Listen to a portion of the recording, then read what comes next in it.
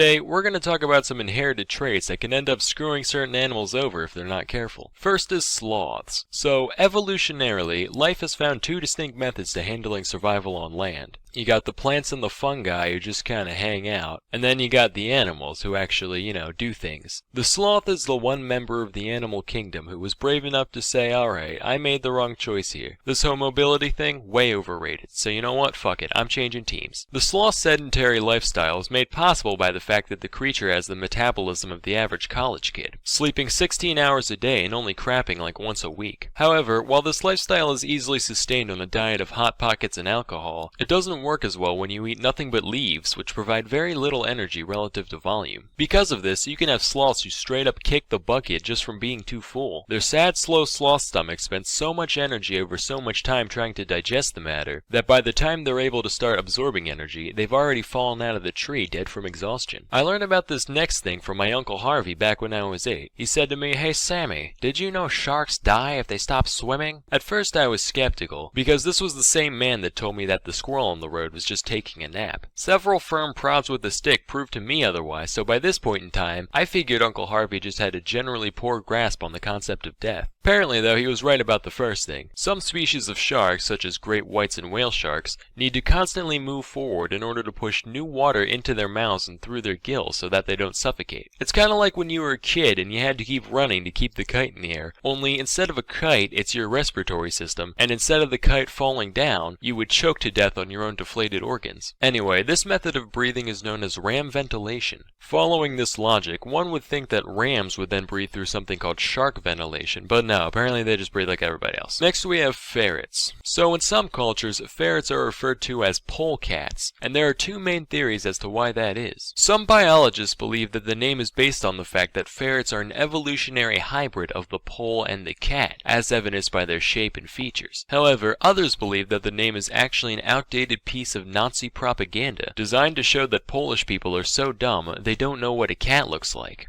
Nah, I'm just fucking with you guys. They're actually called polecats because of the old French word pole, meaning chicken, which comes from the fact that these guys would always break into farmers' hen houses back in the day. Back to the matter at hand though, there is one critical difference between ferrets and cats. When a cat eats some weird household item, it can always just vomit or crap it out, problem solved. However, things get a little more complicated when your intestines are the size of shoelaces and your body is shaped like a sideways question mark. In fact, ferrets are probably the easiest to clog animals in the world. They can get blocked up and potentially die just from a few of its own hairs or a cherry pit or something getting lodged in their intestines. And it takes more than just a pipe cleaner to fix that kind of issue. Most ferret parents have to take their pet to the hospital in the event of a blockage, in order to have the obstruction removed through surgery. So unless you want to pay thousands of dollars in vet bills, make sure to keep an eye on your ferret so it doesn't end up killing itself on something random. How it feels to chew 5-gum.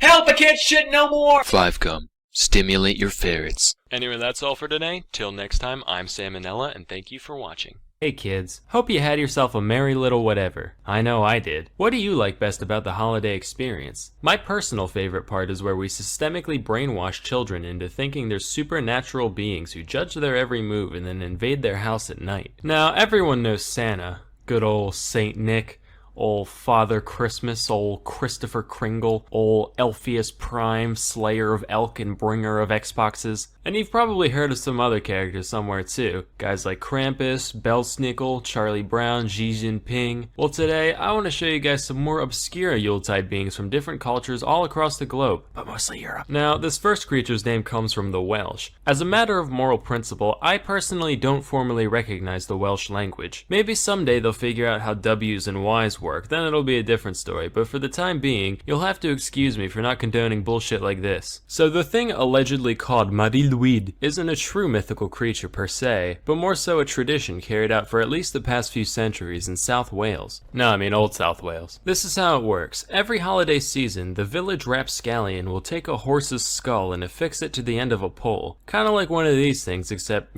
awful. The skull is typically decorated in some way, and sometimes they put in a lever so you can make the mouth move on its own. Then a white sheet is draped over the pole and its holder, thus giving the illusion that Famine himself has come to destroy all your figgy pudding. From here, one would think that the nightly festivities would include welshing your trousers and repenting for a lifetime of naughtiness, but no, it gets better. You know that whole mouth-moving thing? Turns out that's not just for taking wild snaps at the faces of innocent children. The Mari Luid and its party of caretakers will go around to random houses and sing a song about wanting to be let inside. The inhabitants are then expected to sing back with excuses as to why they don't want this abomination in their home. All in rhyme, of course. This goes back and forth until either the Mari Luid gives up, or the party's invited in, at which point they get to raid your pantry and drink all your beer. So if you ever find yourself rap battling a horse skull in South Wales, don't panic. It's normal, I guess. Next we have Frau Perchta, a witch-like being said to visit during the holidays in the Alpine regions of Germany and Austria. Depictions of Perchta can range anywhere between beautiful woman and whatever the hell this is, but usually they fall somewhere in between. She's also sometimes shown with this big weird floppy goose foot.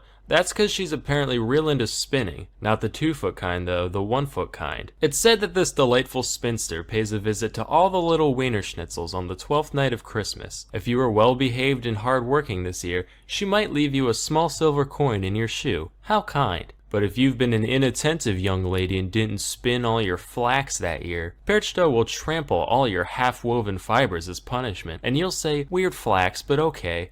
Fucking cut that out, Jesus. Then there's the stuff Perchta considers especially naughty, which can vary depending on who you ask. If you left your house a mess, or you didn't leave out the traditional bowl of porridge, or maybe you didn't eat your ceremonial fish and gruel on feast day, that's when you've been a real goober. As recompense, she'll rip out your fucking intestines through your abdominal wall and then stuff your empty body cavity with pebbles and straw until you're just as plump as when she started.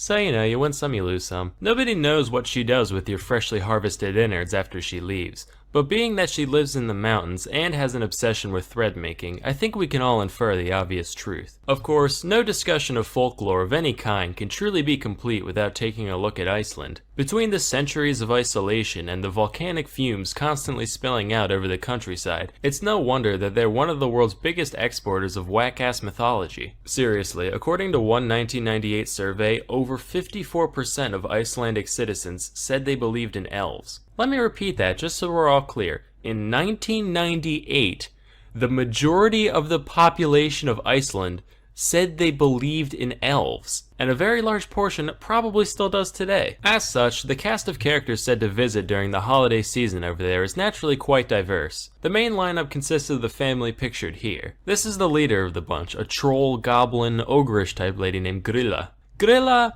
just fucking eats kids. That's it. She's said to prefer the naughty ones, but as long as it's small and made out of kid, she's game. Then you got her husband, Le Palu, who lives with her in her cave, generally considered to be equally ogreish. When the holidays roll around, if there's no soot in your fireplace, he'll reward you with a pickled herring. But if it's dirty, he'll scoop up the ash and dump it in your bed. Ooh. Nah, just messing with you. None of that's true. He also just eats children. The couple also has a giant cat called, this. The cat's main concern is whether or not a person received new clothes for Christmas. Pretty hypocritical considering it walks around naked all the time, but whatever. Anyway, if you got new clothes, then good for you. You got new clothes. On the other hand, if you didn't get any, well, can you guess what he does? You want to take a wild stab?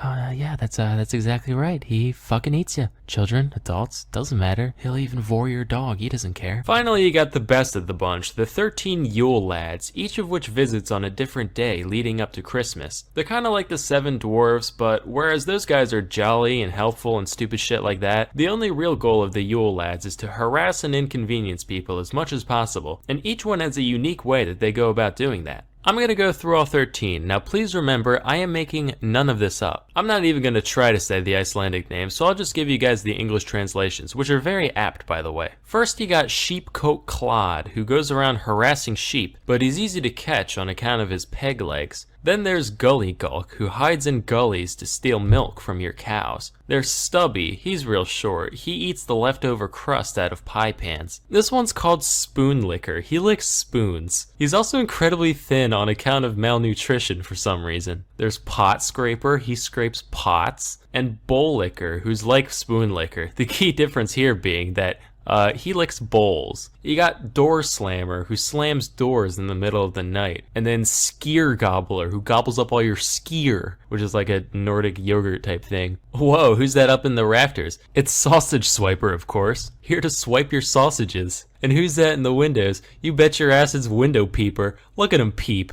And who could forget our favorite, Doorway Sniffer, who sniffs your doorway with his giant freakish nose to seek out bread. There's Meat Hook, he steals your meat with a hook. And finally, Candle Stealer, who fucking, you get the picture. So, if you know some kids who just won't behave, maybe it's time to take a page out of Iceland's book come next holiday season. Now remember, your friend dressed up as Grilla doesn't have to actually eat the kids. Just bite him a couple times, that'll be enough. Anyway, with New Year's right around the corner, the time comes to make our New Year's resolutions. While you may spend New Year's Eve getting hella turnt, why not spend New Year's Day getting hella learnt? You can do just that with Skillshare.org. Skillshare is an online learning community with over 25,000 classes in design, business technology, and more. Premium membership gives you unlimited access to high-quality classes on must-know topics, so you can improve your skills, unlock new opportunities, and do the work you love. Beyond technical skills, there's plenty of lifestyle type stuff on here that'd be perfect for building the 2019 you. Check this one out. Beat procrastination once and for all. Maybe if I had taken this course, this video would have been out,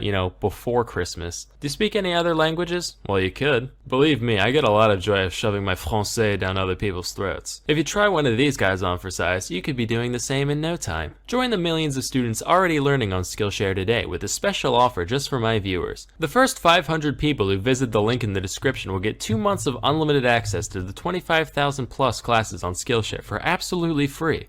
What are you waiting for? Go! Don't just stare at me with your glassy eyes. People are taking them already. Go, hurry, run! Anyway, that's all for today. Till next time, I'm Sam and Nella, and thank you for watching.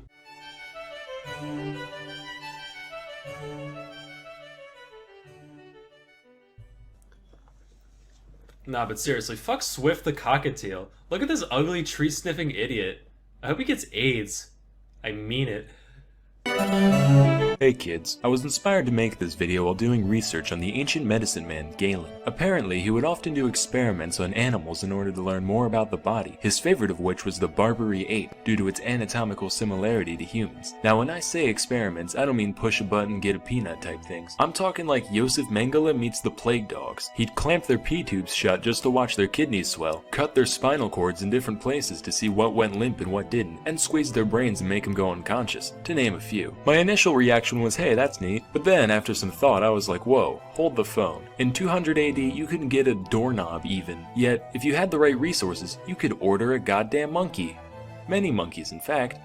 By the barrelful, presumably. Alternatively, if you were born in the right place, you could be the monkey poacher, making a living wrestling up some primates with nothing more than a net, a pokey thing, a hole in the ground, and a whole lot of ambition. So I got to thinking, what other kind of animals did ancient Rome have access to? Apparently basically everything that lived in this part of the map. They were particularly fond of elephants, and it's easy to see why. Sure, elephants aren't that big of a deal to the average person today, right? You've been seeing pictures of them since you were 2, big whoop. But imagine if you were a 20-year-old man who had never seen an elephant in your life. The closest thing you've ever witnessed is like horses, maybe some deer now and then. You get drafted, you go out to battle, you're a little scared, but you've been trained well, you're ready. Then, over the horizon, you see 20 house-sized behemoths with giant tentacles sticking out of their faces, horns longer than your body sticking out of their mouths, all screaming their weird trumpety scream, making your whole body vibrate like Mars himself is shitting on your very existence. So naturally, Rome loved to show these things off all the time, just as a display of power. Like, imagine if you were going to a speech in DC, and Trump rolls up with a pack of dragons. You'd listen to every word he said. He's got fucking dragons. That's what it was like seeing the emperor parade around with elephants back in the day. Of course, that wasn't the only use they had for imported animals. When they weren't being shown off in menageries, many of the exotic beasts brought to Rome were used in shows called venatios, which were basically like modern day bullfights, only instead of bulls, you had whatever crazy critters the state could find. Lions, crocodiles, gazelles, whatever. Around 55 BC, Roman statesman Pompey the Great decided to organize one such event, the feature creature of which was, you guessed it, an elephant. Unfortunately, Pompey forgot a crucial Barnum and Bailey trade secret. See, you're supposed to break the elephant's spirit before the show, not during. So the boys get to poking and the thing starts freaking out, just screaming and crying, even gesturing towards the audience like it was begging for mercy. Now the crowd at this kind of event was mainly composed of dirty, bloodthirsty peasants, and even they were like, holy shit, this is messed up. I came here for a nice, family-friendly disemboweling or two, but this, just deplorable. Then they all start crying, and the whole thing just ends up being being a huge mess. Anyway, these types of spectacles became larger and larger as time went on. It's said that Emperor Trajan once held a venatio lasting 120 days, during which some 11,000 animals were killed. They also got pretty elaborate. A lot of creativity went into keeping things fresh for the crowd. In 203 AD, they had a model of a crashed ship built inside the arena, and an assortment of 400 animals were set loose from the wreckage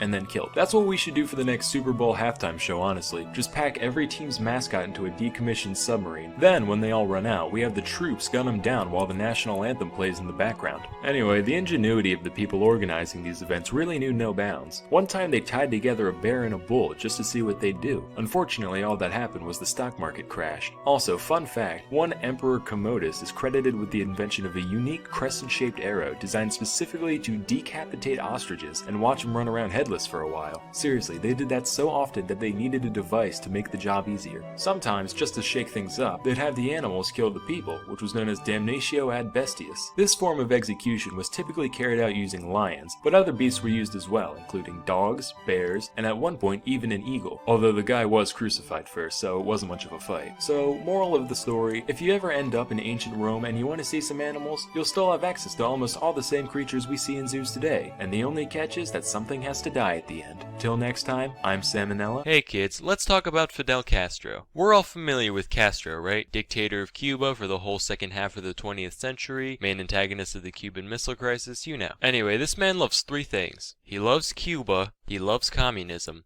and good God, does the man love dairy. Yep, you heard me right. The all-powerful dictator of communist Cuba is obsessed with anything related to milk and its derivatives. I drew up a little chart here, right? I call it the Leche Lovin' Ladder. At the bottom you got dairy farmers, then you got Ross O'Donovan, then Mr. Bones, then starving babies, and then all the way up at the top here, you got Fidel Castro. Today, I'm going to share a few true stories that illustrate his preoccupation. Okay, the first one isn't really a story so much as a fact, but according to several sources, Castro was known to be able to eat 18 scoops of ice cream after a meal. That's more than 2 pints. If that doesn't impress you, then go try it for yourself. Me, I can barely manage a pint and a half on an empty stomach, and Castro's doing it on top of a full meal. But it gets better. Being such an ice cream connoisseur, Castro ordered the construction of an ice cream shop. But this isn't your average everyday parlor, not by a long shot. He built a straight-up ice cream complex taking up an entire city block. This was a piece of modern architecture too, in total contrast to the surrounding slums, all for the sake of ice cream. The place is called Coppelia, and it's still open today. Of course, Castro's obsession went beyond just personal pleasure. Dairy was so dear to him that it often found its way into diplomatic interactions. Like one time, a French diplomat came to visit, so Castro whips out some Cuban cheese. Specifically though, it was Camembert cheese, a variety that France is famous for. French guy was like, hey, not bad, it's almost as good as the French kind. Try it again. I think you'll find it's even better than the French. Alright, I wouldn't say that. I'm sorry, are you disrespecting my cheese? In my house? On my island? No, I mean it's good, I just said the French kind is better. Maybe if you froggy fucks bathed once in a while, you'd be able to taste the cheese instead of your own B.O. Listen, you've got your cigars, we've got our cheese, live with it. Fine. Fuck him, it's good cheese. I'm paraphrasing just a little bit, but that's basically how it went down. So already it's obvious that dairy is of great value to Castro. Most exceptional, however, is how this value reflected in his leadership. Naturally, having an entire nation at his disposal, Castro wanted to bolster the Cuban dairy industry as much as possible. But there was one problem. Cuba initially had two types of cows called La Reinas and Zebus. La Reinas came from the days when Spain ruled Cuba, and Zebus originated from India. Both of these cows are well suited to the Cuban environment, having a very high tolerance for heat. However, they don't produce much milk, they're mostly just raised for their meat. So Castro decides to import thousands of Holsteins from Canada. Holsteins are the classic black and white cows, and as we all know, you can juice these guys for days. They are utterly superior. Only problem is, they're used to living in Canada, so when they're plopped down under the scorching Caribbean sun, it's going to stress them out. They're not going to be laughing cows by any means. So as a result, Castro's imports still didn't put out enough milk to satisfy his desires. At this point, your average run-of-the-mill dairy queen would have given up. But Castro, he's more than that. He's a dairy dictator. So he ordered the construction of a giant air-conditioned complex with the sole purpose of providing a comfortable environment for his Holsteins. And it helped a little bit, but they were still stressed out. They still weren't putting out at their natural levels. And as you can imagine, climate controlling an entire facility is very expensive, so Castro was forced to abandon the project. But like the astronaut he is, Castro held on to his dream of finding the Milky Way. So he gathered a team of scientists and farmers and ordered them to breed together the Zebus and the Holsteins in order to produce a heat-resistant, lactose-pumping super cow. The breeding efforts were mostly a bust, never producing the bovine master race that Castro longed for. However, there was one exception. Under Castro's program, a single individual was born that met his expectations with flying colors. The cow was named Ubre Blanca, Spanish for white udder, and she produced world record-breaking volumes of milk, peaking at 110 liters a day. That's more than 29 entire gallons of lactation. Needless to say, Castro was absolutely euphoric at this isolated success of his. To say he went ballistic would be an understatement. He went intercontinentally ballistic. Like, India hasn't got shit on the levels of cow worship that Castro performed. Daily updates were published in the Cuban national newspaper describing Ubre Blanca's health and productivity, and when she died in 1985, Castro commissioned a giant marble statue of the cow in her honor. He also had scientists harvest tissue and egg samples for the sake of preserving her DNA. After Ubre Blanca's death, Castro's plans for the Cuban dairy industry got even more desperate and ridiculous somehow. This is based off of an actual conversation that he had with his team of scientists in 1987. Okay guys, hear me out. What if we make cows that are the size of dogs, so that way they can live in people's apartments with them? Fidel, I don't think that's gonna work. No, it'll work. You just have to grow grass in the apartment too. You can't be serious. Yeah, you just gotta put up some fluorescent lights. Bam, little grazing patch for your doggy cow. You are a fucking lunatic. And obviously nothing ever came of that idea, and Cuba's dairy industry is still floundering today, sadly. So yeah, if you haven't gotten the picture by now, the dude likes milk. Imagine he's at the birth of his grandson, right? Ah, what a beautiful baby boy. Fidel, there's something we need to tell you. Your grandson, he's lactose intolerant. Prepare the firing squad. Anyway, there's plenty of other miscellaneous stories surrounding his little preoccupation, like the time the CIA tried to poison his milkshake, so I just decided to highlight a few big ones. Anyway, that's all for today. Till next time, I'm Sam and Nella, and thank you for watching. Hey kid. Yeah, you. I just got off the phone with the big man upstairs, and he told me that I need to clear a few things up around here. So without further ado, here's 10 pieces of malarkey that you might still be spreading. Number 1. Nobody was ever burned to death at the Salem witch trials. Of the accused, 15 died in prison, 19 were hanged, and 1 was squished to death. That last one is way more interesting than any cremation, by the way. Dude was a badass. His name was Giles Corey. He was 81 years old and so done with the town of Salem's garbage that he wouldn't even dignify the trial with a plea. So the town stuck in between 2 boards and stacked rocks on top of him in an effort to draw out a confession. But every time they tried to get something out of him, all he would say was, "More weight." This went on for 3 solid days until he finally died, never giving any indication as to whether or not he was a witch. One can only wonder. Number 2, the OG Buddha wasn't the obese guy. That's Budai, a Chinese folk character meant to represent Maitreya, aka future Buddha. Now this shirt is double sad. Number 3, Buddha wasn't a god either. He was just a guy named Gautama.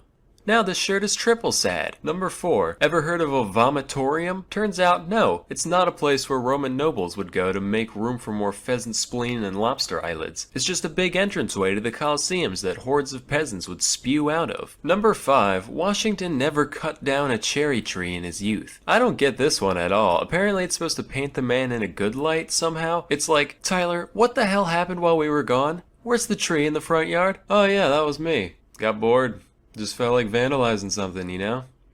Hey, what about my honest character? Number 6, the pyramids weren't actually built by slaves. These workers were respected members of society. They ate meat and worked in 3-month shifts, and even got to be buried right next to the tomb after their death. Matter of fact, that's more than we can say for the people working on man's greatest achievements today. If I spent years of my life helping to build the space station, you're damn right I'd want the Salmonella Memorial Corpse Receptacle floating along right next to it. That would be amazing. Number 7, the Great Wall of China is not the only man-made object visible from space. I don't know where you dipshits got this one from. First of all, there's no way you could see it with the unaided eye. The wall is like 30 meters thick at most, while the distance to outer space is generally recognized to be 100 kilometers up, known as the Kármán line. To give some perspective, that's like me holding up a standard-sized guitar pick from across the entire length of a football field and asking you what color it is. Also, there are plenty of man-made objects that are way bigger in terms of local surface area than the Great Wall, so even if it was visible, there's no way it would be the only one. Number 8, you might have heard this one before. You know, Hitler was a jerk and all, but hey, he made the Autobahn, so at least he was efficient. Actually, Hitler didn't create the Autobahn. It was already there. He just helped expand it into newer territory. In a similar vein, Mussolini didn't make the trains run on time, with most of Italy's infrastructure repairs happening before his rise to power in 1922, and even then they weren't nearly as punctual as he'd like you to believe. So unfortunately, you're gonna have to find something else to like about these fascists, like Hitler's elegant way of speaking, or the way Mussolini says spaghetti. Number 9, Iron Maidens weren't actual torture devices used in medieval times. Basically what happened is, some archaeologists in the 1800s saw an old metal coffin and some spikes, and said, yo, wouldn't it be wildin' if we put these things up in here, so that way if someone goes in it, they get poked in their bits? You are a sick man, Cornelius. I like it. Into the museum it goes. At least Iron Maiden was real. They were as real as it gets. Still are. Don't you forget it. Number 10, Einstein never failed math. He had mastered both integral and differential calculus by the age of 15. 99% chance this one was just made up to make glue eaters feel better about themselves. Well, congratulations, Dimitri. Looks like you failed pre-algebra for the 3rd time. Brady still can't graduate. Well, hey, that means I'm still on par with famous smart science man, so yeah, worship me. So it just goes to show that we've all got a lot to learn about the world around us. Hey kids, if you've been on Earth for any amount of time, you should know that this place is pretty wet and wild. With water just falling from the sky whenever it feels like it, it's no surprise that floods are among nature's most common means of wrecking humanity's hard work. However, not every flood has been made out of plain old H2O. Today, we're going to talk about some of the few non-water liquid disasters that mankind has endured. January 15th, 1919 was a particularly warm day for Boston, at around 40 degrees Fahrenheit, well above the freezing temperatures of the past week. Men wore their hats a little less snugly, children huddled about the fire a little less closely, and a metal tank containing 2.3 million gallons of molasses decided to collapse. Now, I know what you're thinking. Sam, I've never even held a molasses before. I didn't know there was 2.3 million gallons of it in the world. What was that much molasses doing in one place? Well, young grasshopper, as with most things, the answer is alcohol. As the cylinder came tumbling down, it unleashed a delicious brown tsunami that was 25 feet high at its peak. Also, forget everything you know about idioms, because the waves were recorded to have moved as fast as 35 miles per hour. That means you're slower than molasses. Nerd. Add that to the fact that molasses is way more dense than water, and you've got a recipe for some major destruction. Eyewitness accounts of the event describe houses being swept off their foundation and subsequently demolished. The level of damage was comparable to a tornado sweeping through, its path of devastation stretching a half-mile long. Here's a picture of, something.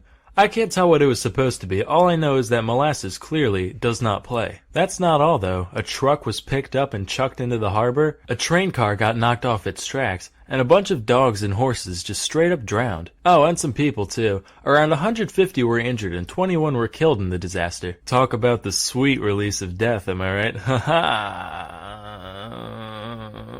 A couple of reasons these numbers were so high were that A, once you're stuck in something that thick and sticky, you're kind of fucked unless 3 guys with a rope happen to show up, and B, the affected area was so large that 3 guys with a rope would have no way to get to you without getting trapped themselves. As a result, rescuers had to wait several days before the molasses either sufficiently drained out of an area or hardened up enough in the sun and the cold so that it could be walked on without sinking in. After the incident, cleanup was carried out primarily by blasting the streets with salt water, which took many weeks and stained the water waters of the Boston Harbor brown for months. Naturally, all the rescue workers and cleanup crew ended up getting molasses all over them, which led to them getting the stuff all over payphones, subway cars, door handles, you name it. It's said that for decades afterwards, residents could still catch a whiff of molasses outside during the summer months, and Boston remains one of Forbes' top 10 stickiest places to this day. Our next tale took place on the evening of June 18, 1875 in Dublin. A fire had been raging across several blocks of the city for many hours prior, and like many of us do after a long hard day of wreaking havoc, the fire decided to mosey on over to the malt house for a much needed drink. Around 5,000 barrels of whiskey and other social lubricants subsequently burst from the heat, sending a cascade of what is essentially liquid fuel careening out into the street, carrying the inferno on its back wherever it went. Now normally you think people would just run away from the impending danger, but being that this is Ireland, the crowds of people had a better idea. They said, "Hey fellow upstanding citizens, why don't we band together and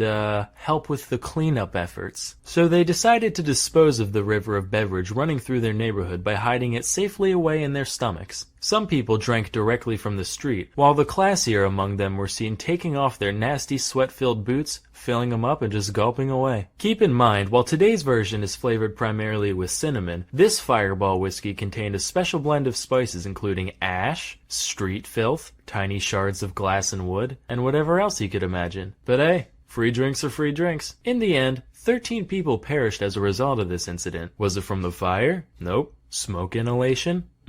Drowning? Still no. Unfortunately, though they did boot, and they did rally, they forgot to do both at once. As a result, all 13 deaths were actually from alcohol poisoning caused by chugging too much runaway liquor. So let this be a lesson, kids. Don't drink street booze. You have no idea where it's been.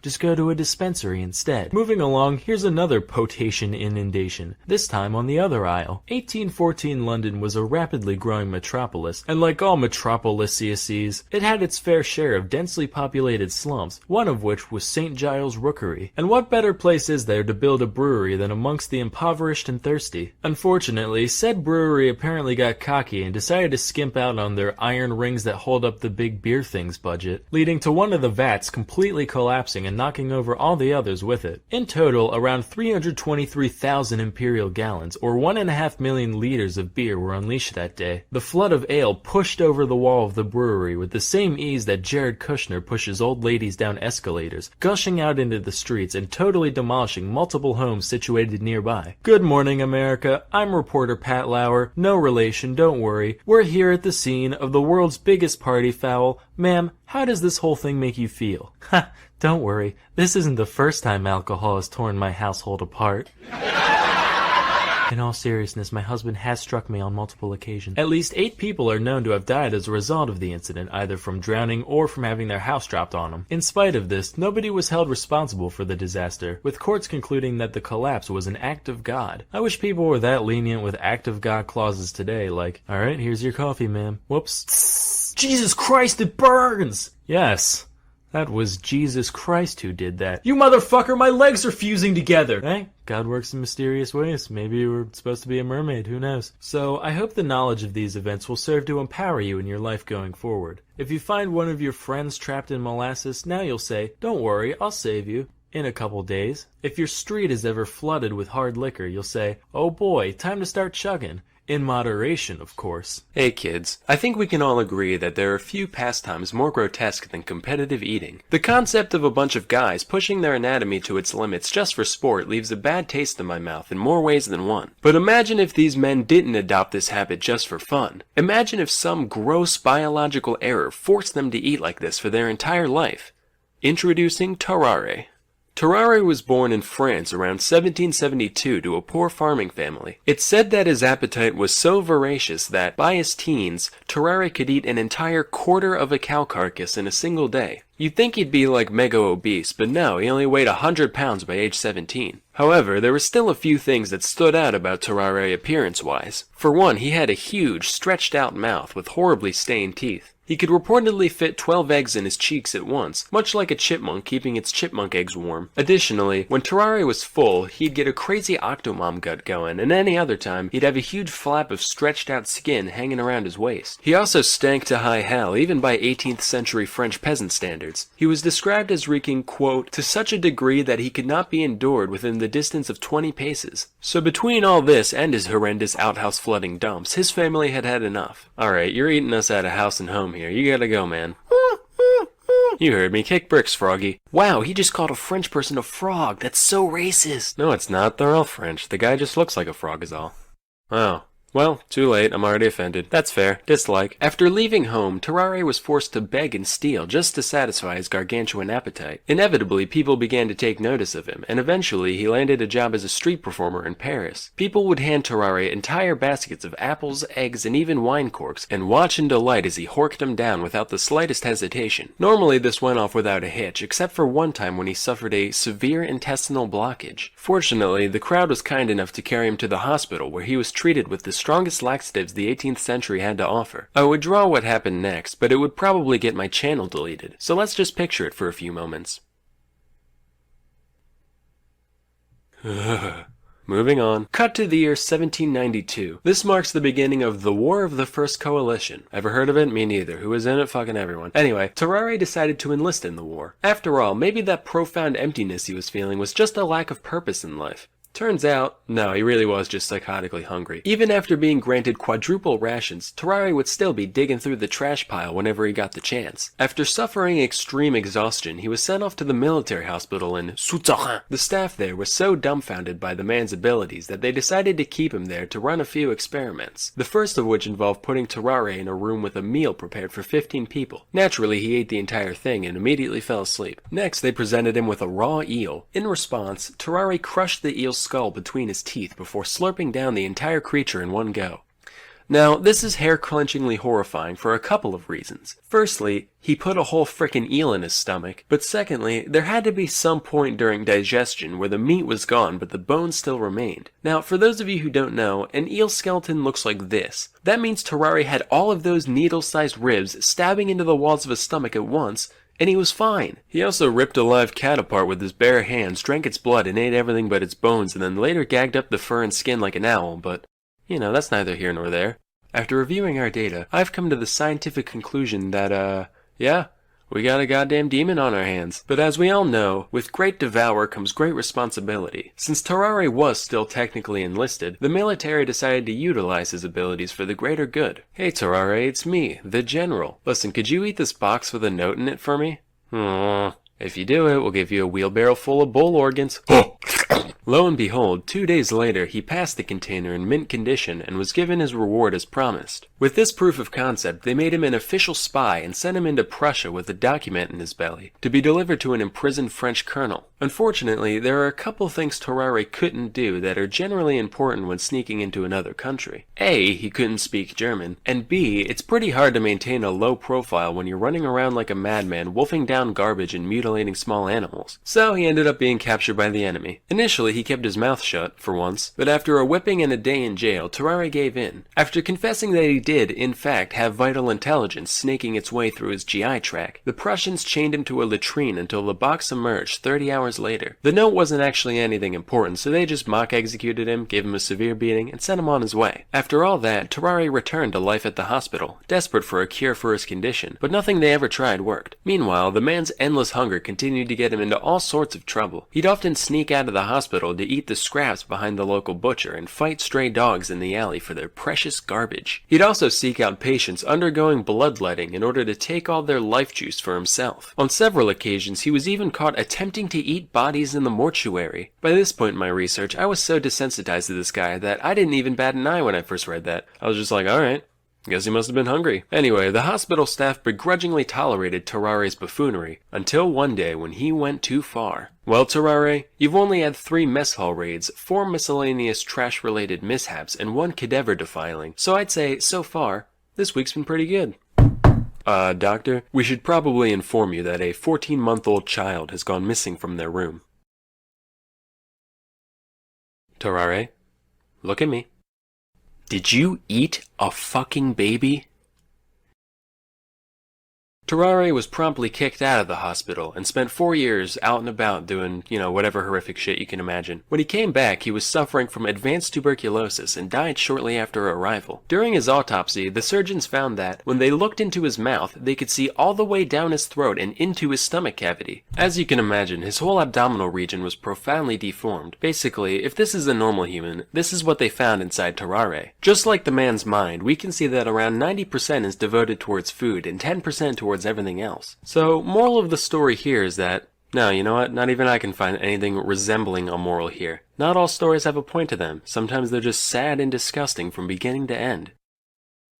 And now a word from our sponsor. As you can probably tell, I'm a very visual person when it comes to learning. I firmly believe that engaging visuals are an essential teaching tool that allows for much deeper comprehension than plain old walls of text. Hey kids, do you ever feel like life has passed you by? Does the daily grind leave you feeling trapped in your own life like an animal in a cage? Well, that doesn't mean you can't enjoy some fun facts about livestock while you're at it. Today, I'll be giving a tour of the life, death, and processing of the American beef cattle. Disclaimer, this video is only a basic summary of some common industry practices. No two farms are alike, some are nicer, some are worse. I'm not a shill, please don't get mad at me. Now, in the beginning, there was nothing. And then God said, "Let there be light!" And it was good.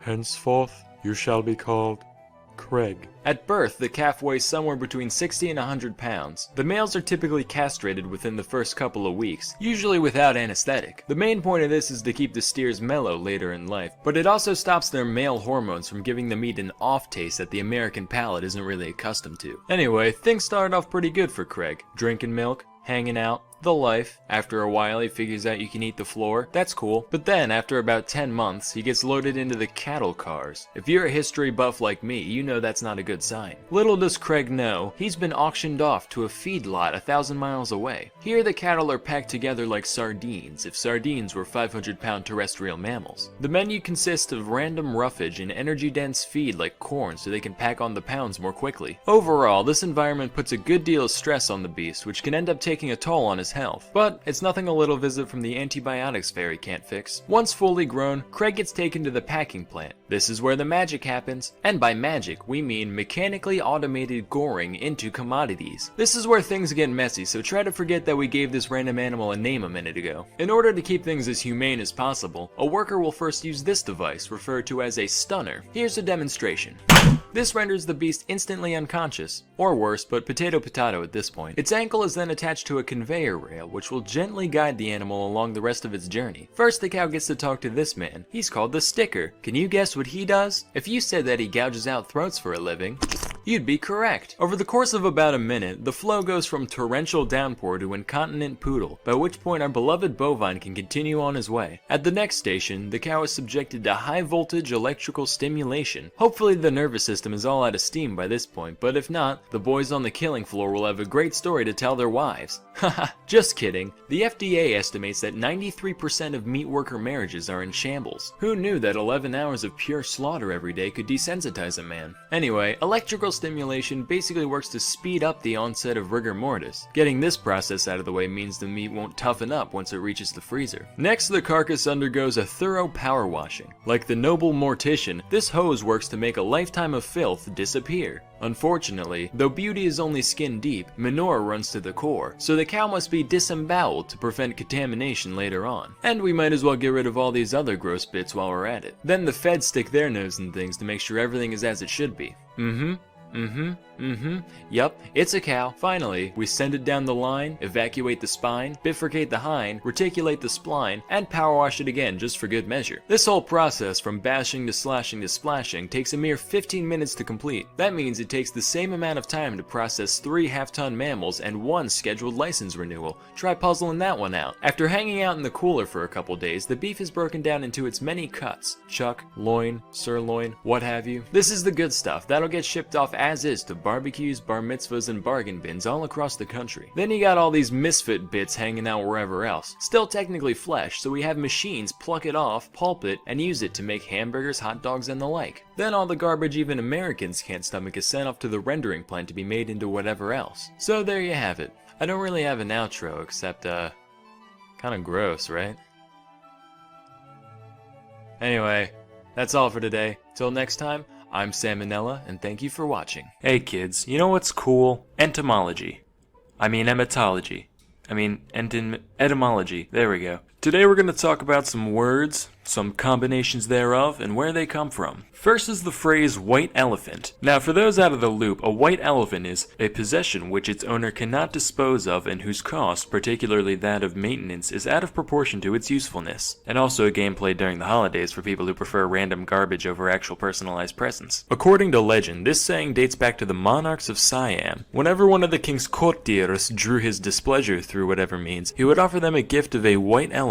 It was considered the ultimate insult to refuse a gift from the king, so naturally the elephantee would be forced to accept. Now if you know elephants as well as I do, you would know that they are frickin' gigantic. They can consume around 50 gallons of water and 500 pounds of foliage every day, which would be quite expensive to keep up in modern times, let alone hundreds of years ago. Plus these ones are albino, so you have to hose them down with SPF 30 once an hour or else they'll turn into one big tumor.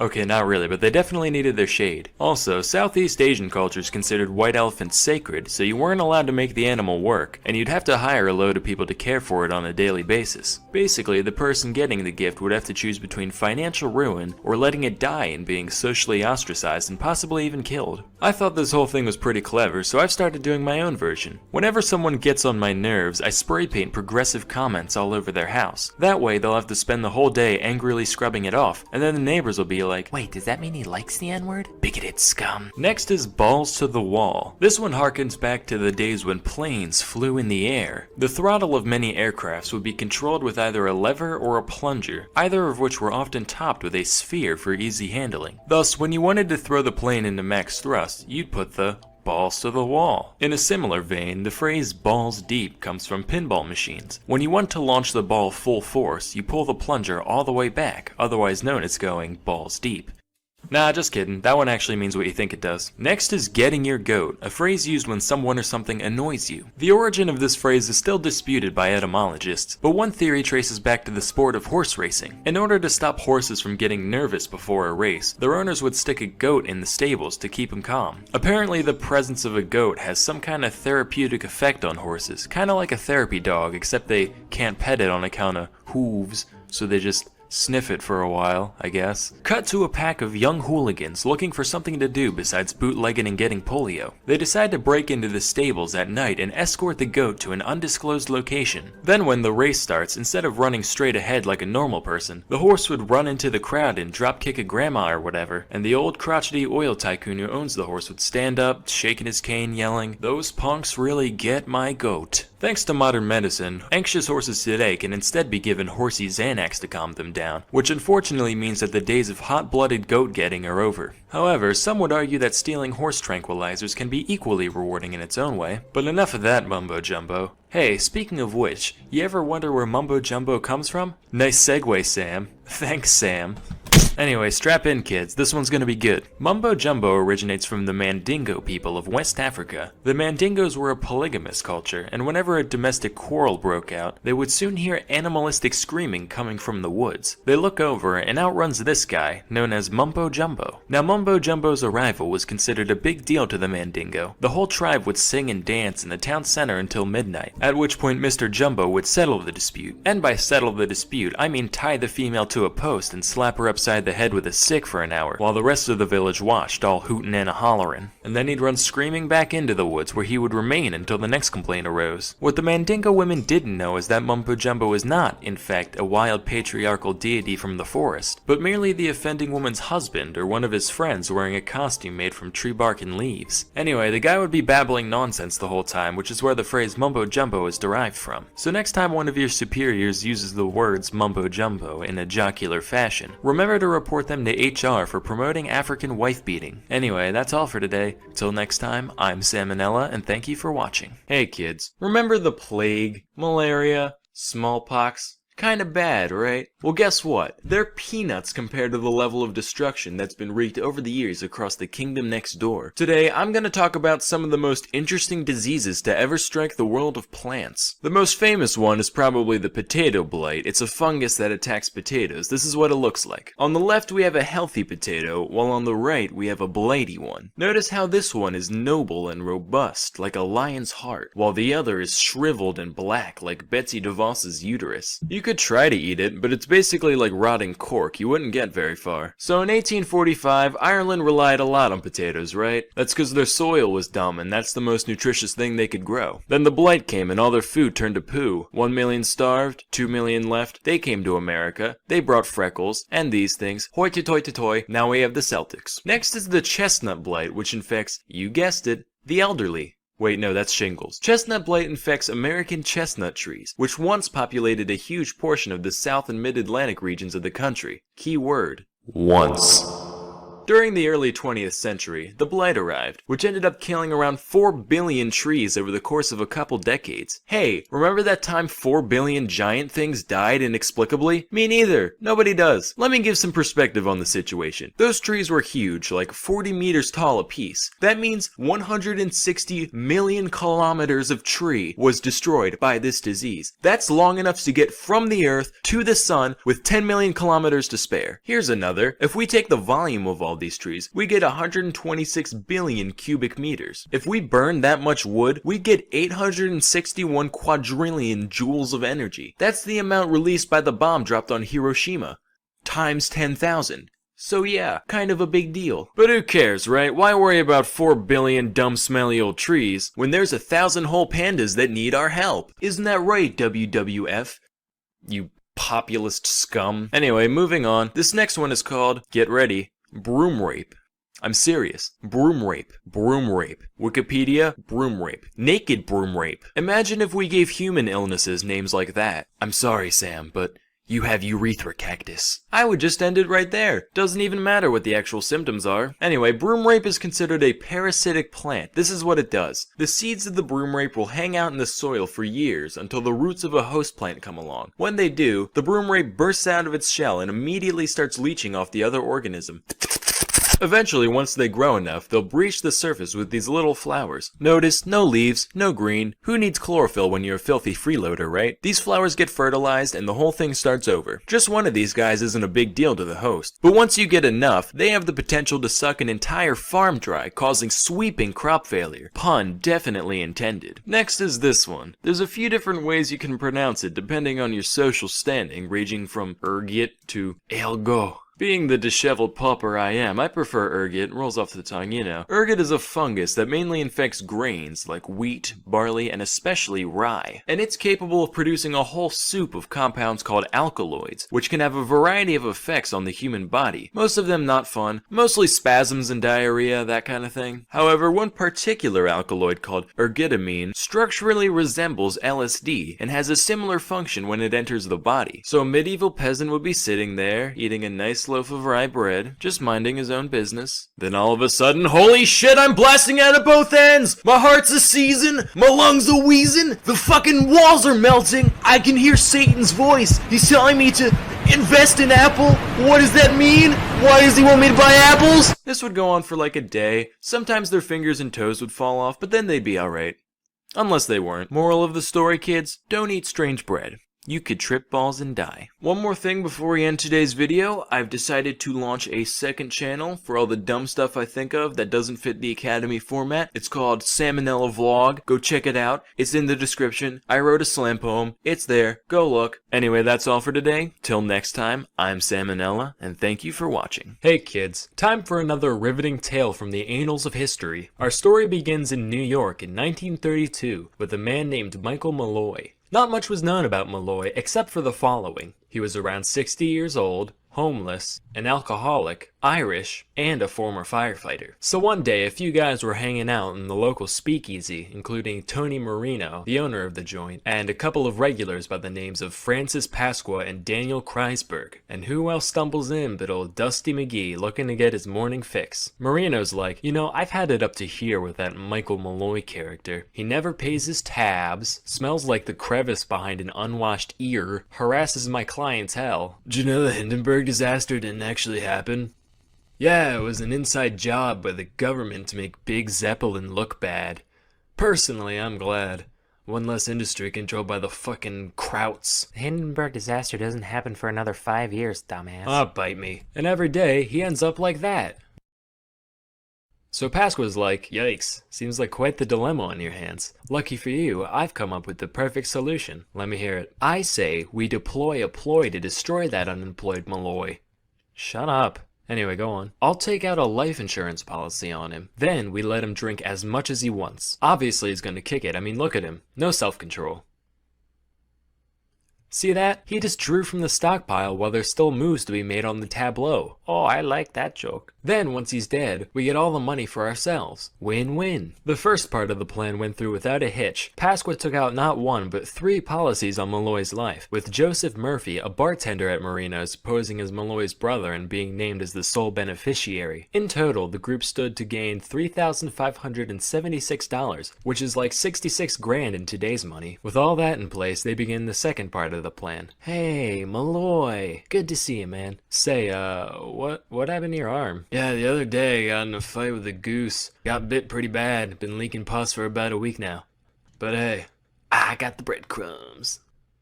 Okay, well anyway, guess what? Your tab now has unlimited credit. Oh, cool. Well, what's that mean? It means you can drink as much as you want and we can't stop you. Bet. Naturally, he orders shot after shot and the gang happily complies. It gets to the point where Malloy's drinking way more than should be humanly possible. But instead of dropping dead or passing out, after a while he's just like, "Hi.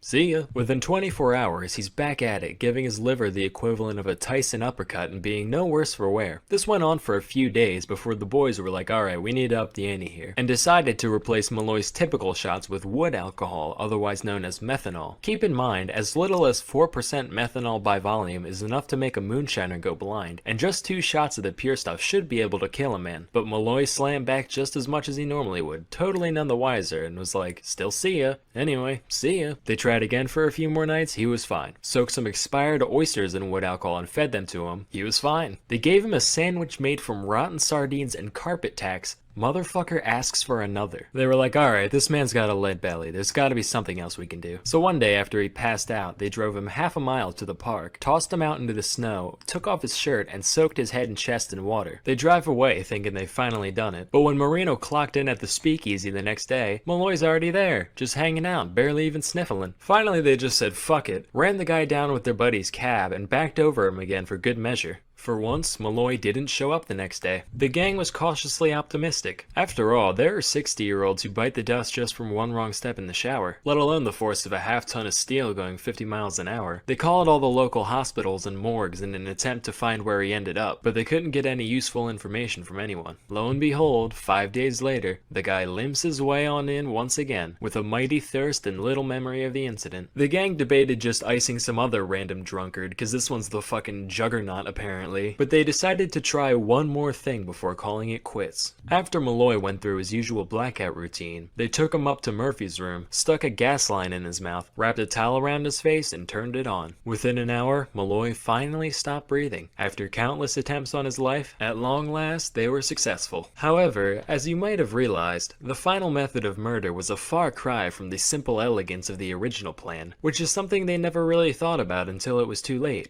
Hey guys, what's poppin'? My brother, Michael Malloy, is dead.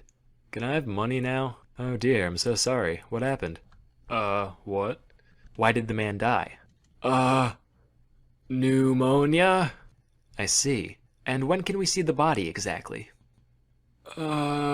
So, after a quick medical examination, the men were convicted of first-degree murder and attempted fraud, and subsequently sentenced to death by electric chair. And while the executioner flipped the switch, Malloy's ghost sat in the corner, chowing down on some antifreeze and sardine soles, just laughing his ass off. Moral of the story, life is unpredictable. That's why we have insurance for it in the first place. If you ever commit fraud against life, just know that life's gonna commit a little fraud back. Till next time, I'm Sam and Nella, and thank you for watching. Hey kids, from clubbing seals to inventing new compound nouns for snow, nobody knows how to kick it quite like the Inuit. Of course, if you're a close-minded tree dweller like me, you might initially think that they can't be that good at storytelling, given that they only know about like 6 things. But that's not true. They've actually got an incredibly complex and fascinating oral tradition. You could ask one about it, there's plenty of these guys around today, but they've got Jesus and microwaves and shit, and that's boring. We want to talk about the stuff from before missionaries came and sent their miserable way of life to a farm upstate. So instead, let a 20-year-old college kid who's never lived outside of Delaware tell you all about it. Obvious disclaimer, Inuits are super diverse. Calling a caribou Inuit a copper Inuit is like calling a copper caribou a caribou caribou. Sure, they both look the same from far away, but when a thunderstorm hits, you better know which one to hide under. As such, while most of the following can be applied in broad terms to most Inuits, the little details come from a variety of subcultures that don't necessarily represent the whole. Got it? Swank. Now, a lot of the world's faiths are centered around bringing people together and inspiring them with stories and images of the divine, so as to give them a wider sense of purpose here on Earth. That's all well and good, but that whole search for greater meaning thing only really comes into play once your original purpose of making sure you don't die is pretty much figured out. Not so for the Inuit. You see, it ain't so easy living in a place where plants can't grow and being naked for an hour means certain death. As such, their beliefs were a little more practical, being more so geared towards fostering the paranoid levels of fear required to survive in such a hostile environment. For example, the Inuit believed that everyone has a sort of life force or soul, what they called anirnik, and like plenty of religions, they believed it lived on after death and could meddle in the world of mortals. But while most cultures regard animals as being spiritually inferior meat puppets, to the Inuits, a creature's soul is just as powerful and vengeful as that of a person. And like I said, up there in the Arctic, not much greenery in the scenery, so they basically had no choice but to devour nothing but souls every single day. And wouldn't you know it, souls don't much care for getting ate. So the Inuit made sure to follow a complex set of guidelines on how to placate their prey in the afterlife, lest the pissed off ghost of that Arctic tern whispers sweet nothings into a polar bear's ears and turns your whole village into a big Japanese flag by sunrise. Here's a few. If you kill something, make sure you eat it all. Just as an American who doesn't clean his plate doesn't get dessert, an Inuit who doesn't eat all his walrus doesn't get any more walrus.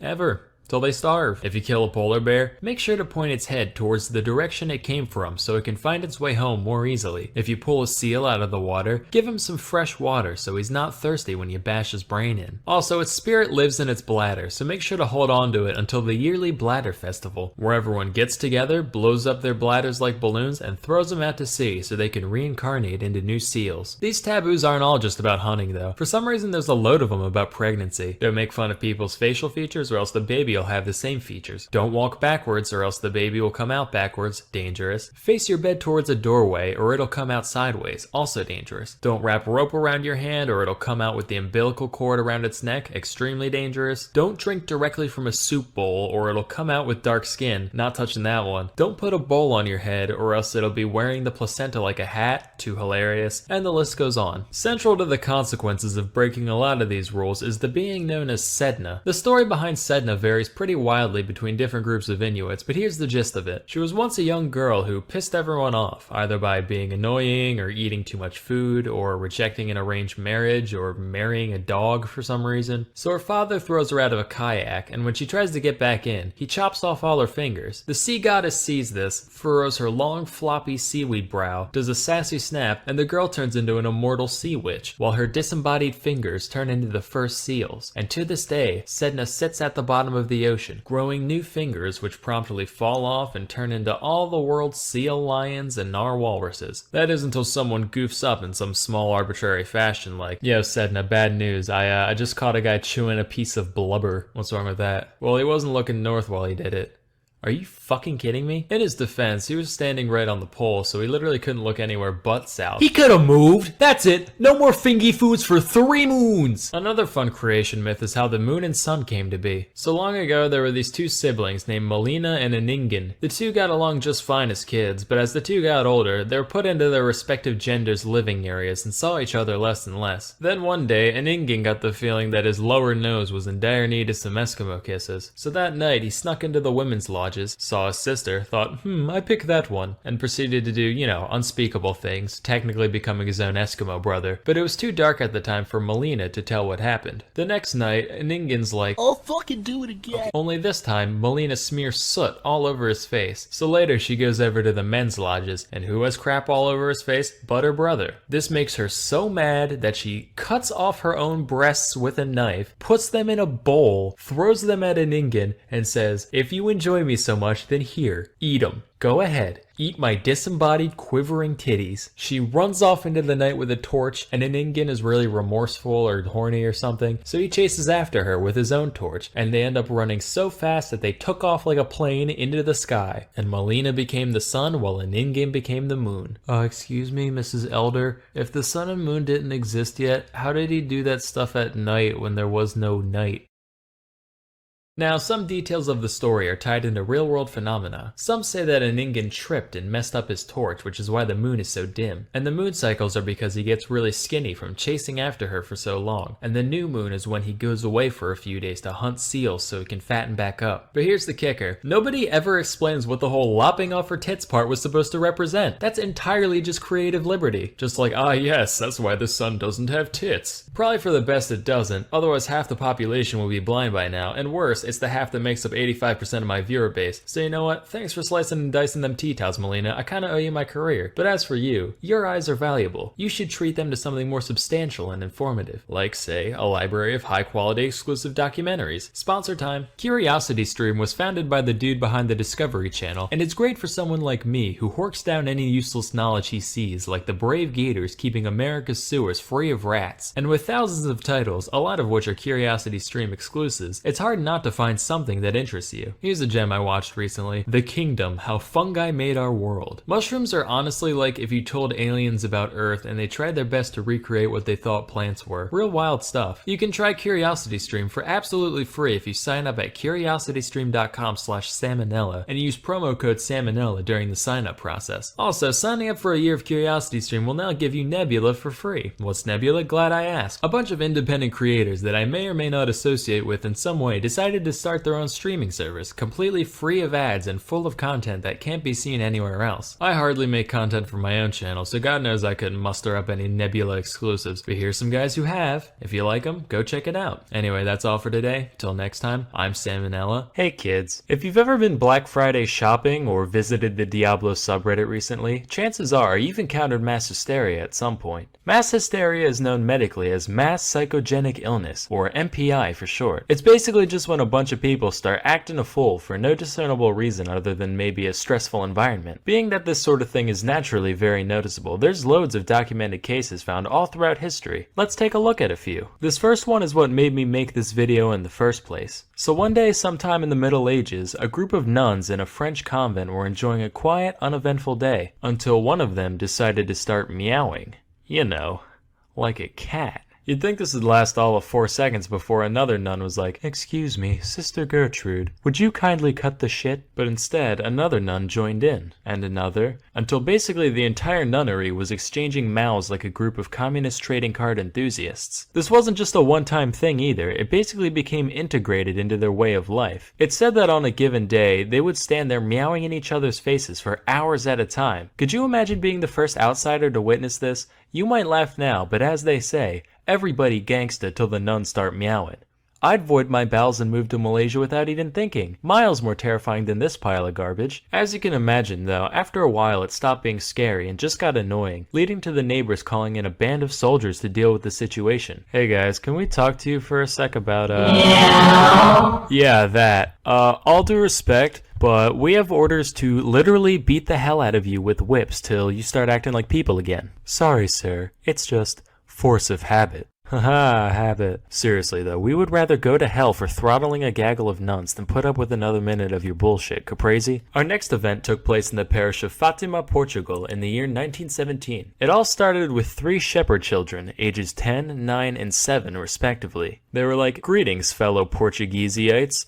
We've been seeing visions of the Virgin Mary, and she told us to tell you that some real crazy shit's gonna go down in the sky on October 13th. Now, if 3 random farm children started spouting out prophecies to the public today, you'd say, "Ha, what tomfoolery. Go play in some dirt, you dirty little dirt baby." But keep in mind, the past is a different country. And Portugal's a different country, so that's like different country squared you gotta think about. Plus this was during World War I, a time where a lot of people were holding out for a miracle to begin with. So the kid's story was actually picked up and even spread by local newspapers, to the point where, when the day finally came, at least 30,000 people gathered in Fatima to witness the alleged miracle. Lo and behold, on that day, the sun began zooming around, careening towards Earth and sending rays of multicolored light cascading across the sky, creating a light show like nobody's ever seen. Keep in mind, this happened in the 20th century, way after the era where belief in divine jiggery and or pokery was considered mandatory, so naturally there were plenty of skeptics and non-believers present, and even they saw it all happen. Or so they thought. How do we know the sun didn't really whiz around haphazardly that day, Well, number 1, use your frickin' brain. And number 2, accounts differed wildly from person to person. While some say the sun zigged hither, others say it zagged thither, and others still said it shined a brilliant yellow and stayed perfectly still. As such, it was eventually concluded that the event was just a combination of MPI and weird eye stuff from too much sun staring. Although I'd like to believe it was real, just that Jesus' illusion skill was way higher than his alteration at the time. Yep, that's it. Sam's going to hell. Why, for blasphemy? Trust me, that was the least offensive part of that joke. Our next tale took place in 1962 in Tanganyika, which was basically just the beta version of Tanzania. The nation had just declared its independence from Britain the previous year, and with the future so uncertain, tensions were naturally running high around this time. One little girl in a Tanganyikan school ended up handling the stress in a bit of an unusual way. Rather than overeating or staring at her ceiling for hours like a normal person, she just started laughing, and laughing, and laughing. Pretty soon, her classmates at the all-girls school she attended began to join in, to the point where 95 of the 159 students caught the gigglies, which lasted anywhere from a few hours to 16 days straight. Beyond just the unprovoked cackling, other odd behavior included aimless running and occasional violence. The problem got so severe that the school was forced to close down temporarily, leading to the chortlers roaming the streets, spreading the affliction further. Thousands of people from all strata came to be affected, with 13 additional schools being shut down in the progress. Over the course of the hysteria, several other symptoms began to present themselves as well, ranging from obvious ones such as breathing problems, fainting, random screaming, to more anomalous things like rashes. Despite all this, no physical cause could be found, leaving MPI as the only explanation. The epidemic finally died down after between 6 and 18 months of day in, day out laughter, depending on the village. While this whole thing likely sucked for most people involved, it probably could have been worse. A lot of the time when I'm alone, I'll think to myself, man, if I ever go full schizo, I hope I'm one of the laughy ones, not one of the screamy ones. With this story in mind, just maybe, if I put my mind to it and believe hard enough, I can be both. Flashback to the year 1518 to the city of Strasbourg, at the time part of the HRE. A woman named Mrs. Trophy began fervently dancing in the streets for no discernible reason, for hours, then days. All without music, of course. Her only breaks consisted of occasional food intake and passing out from exhaustion when night came. If you saw that today, you'd just be like, ha! Drugs. But apparently people found it pretty inspiring, because within a week, 34 others had joined in, and after a month, there were around 400. This wasn't your casual bobbing up and down neither. This shit made Zumba look like Tai Chi. Here's the best modern day simulation I could find.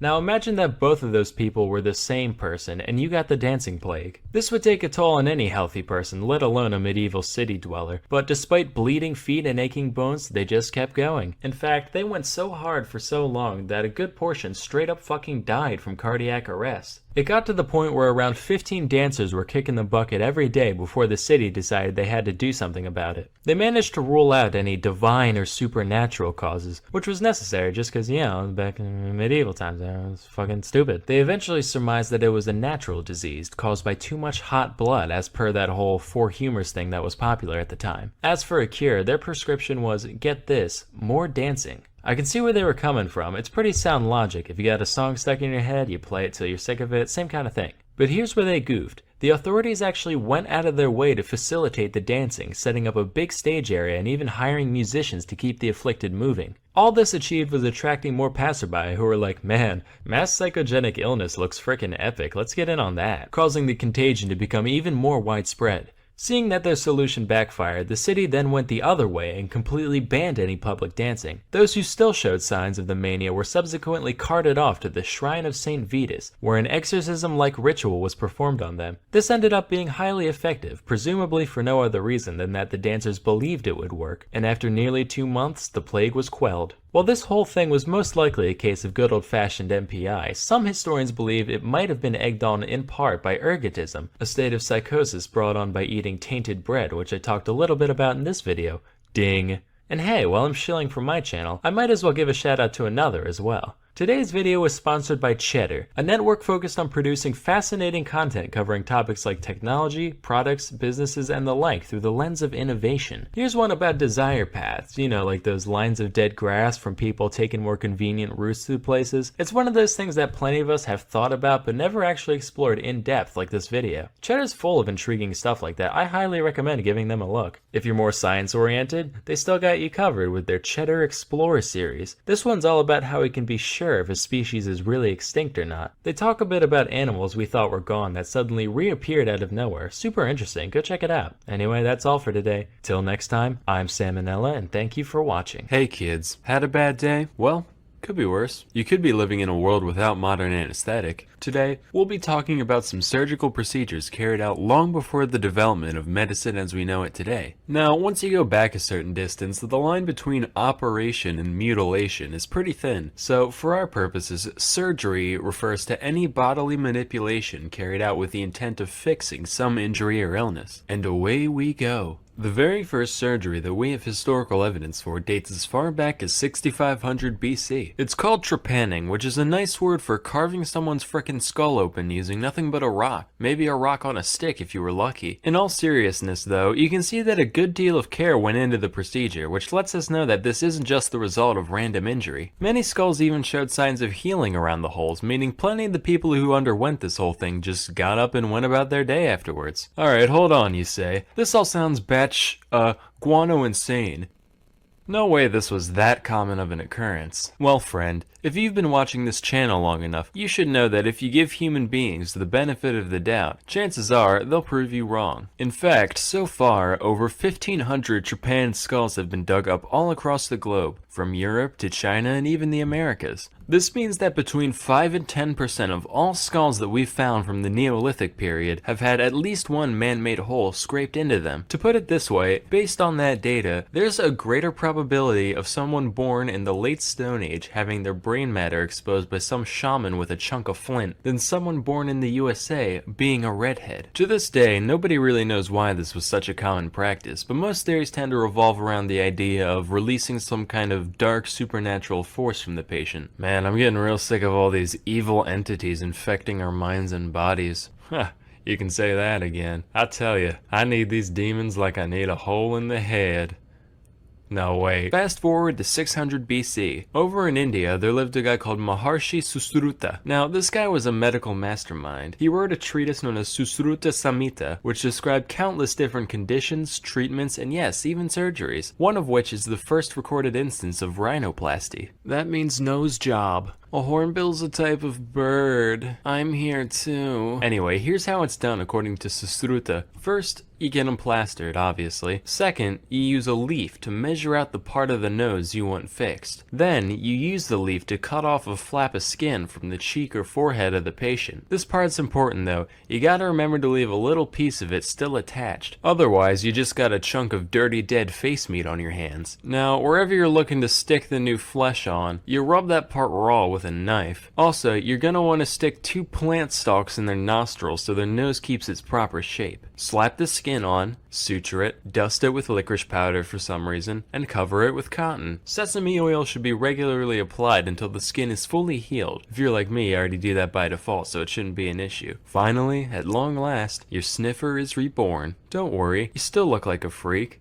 just slightly less so. Moving on, our next surgery took place in 10th century Spain on Sancho I of Leon, otherwise known as Sancho the Fat. Now, normally back in the day, having some meat on your bones was a sign of wealth and power and all that, but this guy was like TLC documentary tier, to the point where he could hardly function as a human being. So his constituents said, "Greetings, your thickness. Yeah, you can't be king anymore on account of you keep breaking every horse we give you, and nobody wants to wash between your accordion-like neck folds no more." After his adipose got him deposed, Sancho decided to seek medical help for his condition, under the oversight of well-reputed physician Hasdai ibn Shaprut, which is an anagram for paintbrush aids. Now, if there's one thing that medieval man understood, it's practicality. Lap band, gastric bypass, belly balloon, these all exist to help people who don't have the self-control to stop eating so much on their own. But Dr. Chapadou didn't believe in beating around the bush. He said, well, why don't we just stop the patient from shoving food into his own greasy maw in the first place? And decided to just up and stitch the dude's lips together. After the operation, the only nutrients that Sancho received came through a straw, in the form of a mixture known as thoriaca, which was a complex blend of several herbs, fruits, and seeds, including opium. It was basically the closest thing you could find to lean at the time, and lean he became, losing around half his weight before ascending to the throne once more. So this is the part of the video where I pander to the desires of the audience. If there's one thing I know you internet people can't get enough of, it's things going inside people's eyeballs.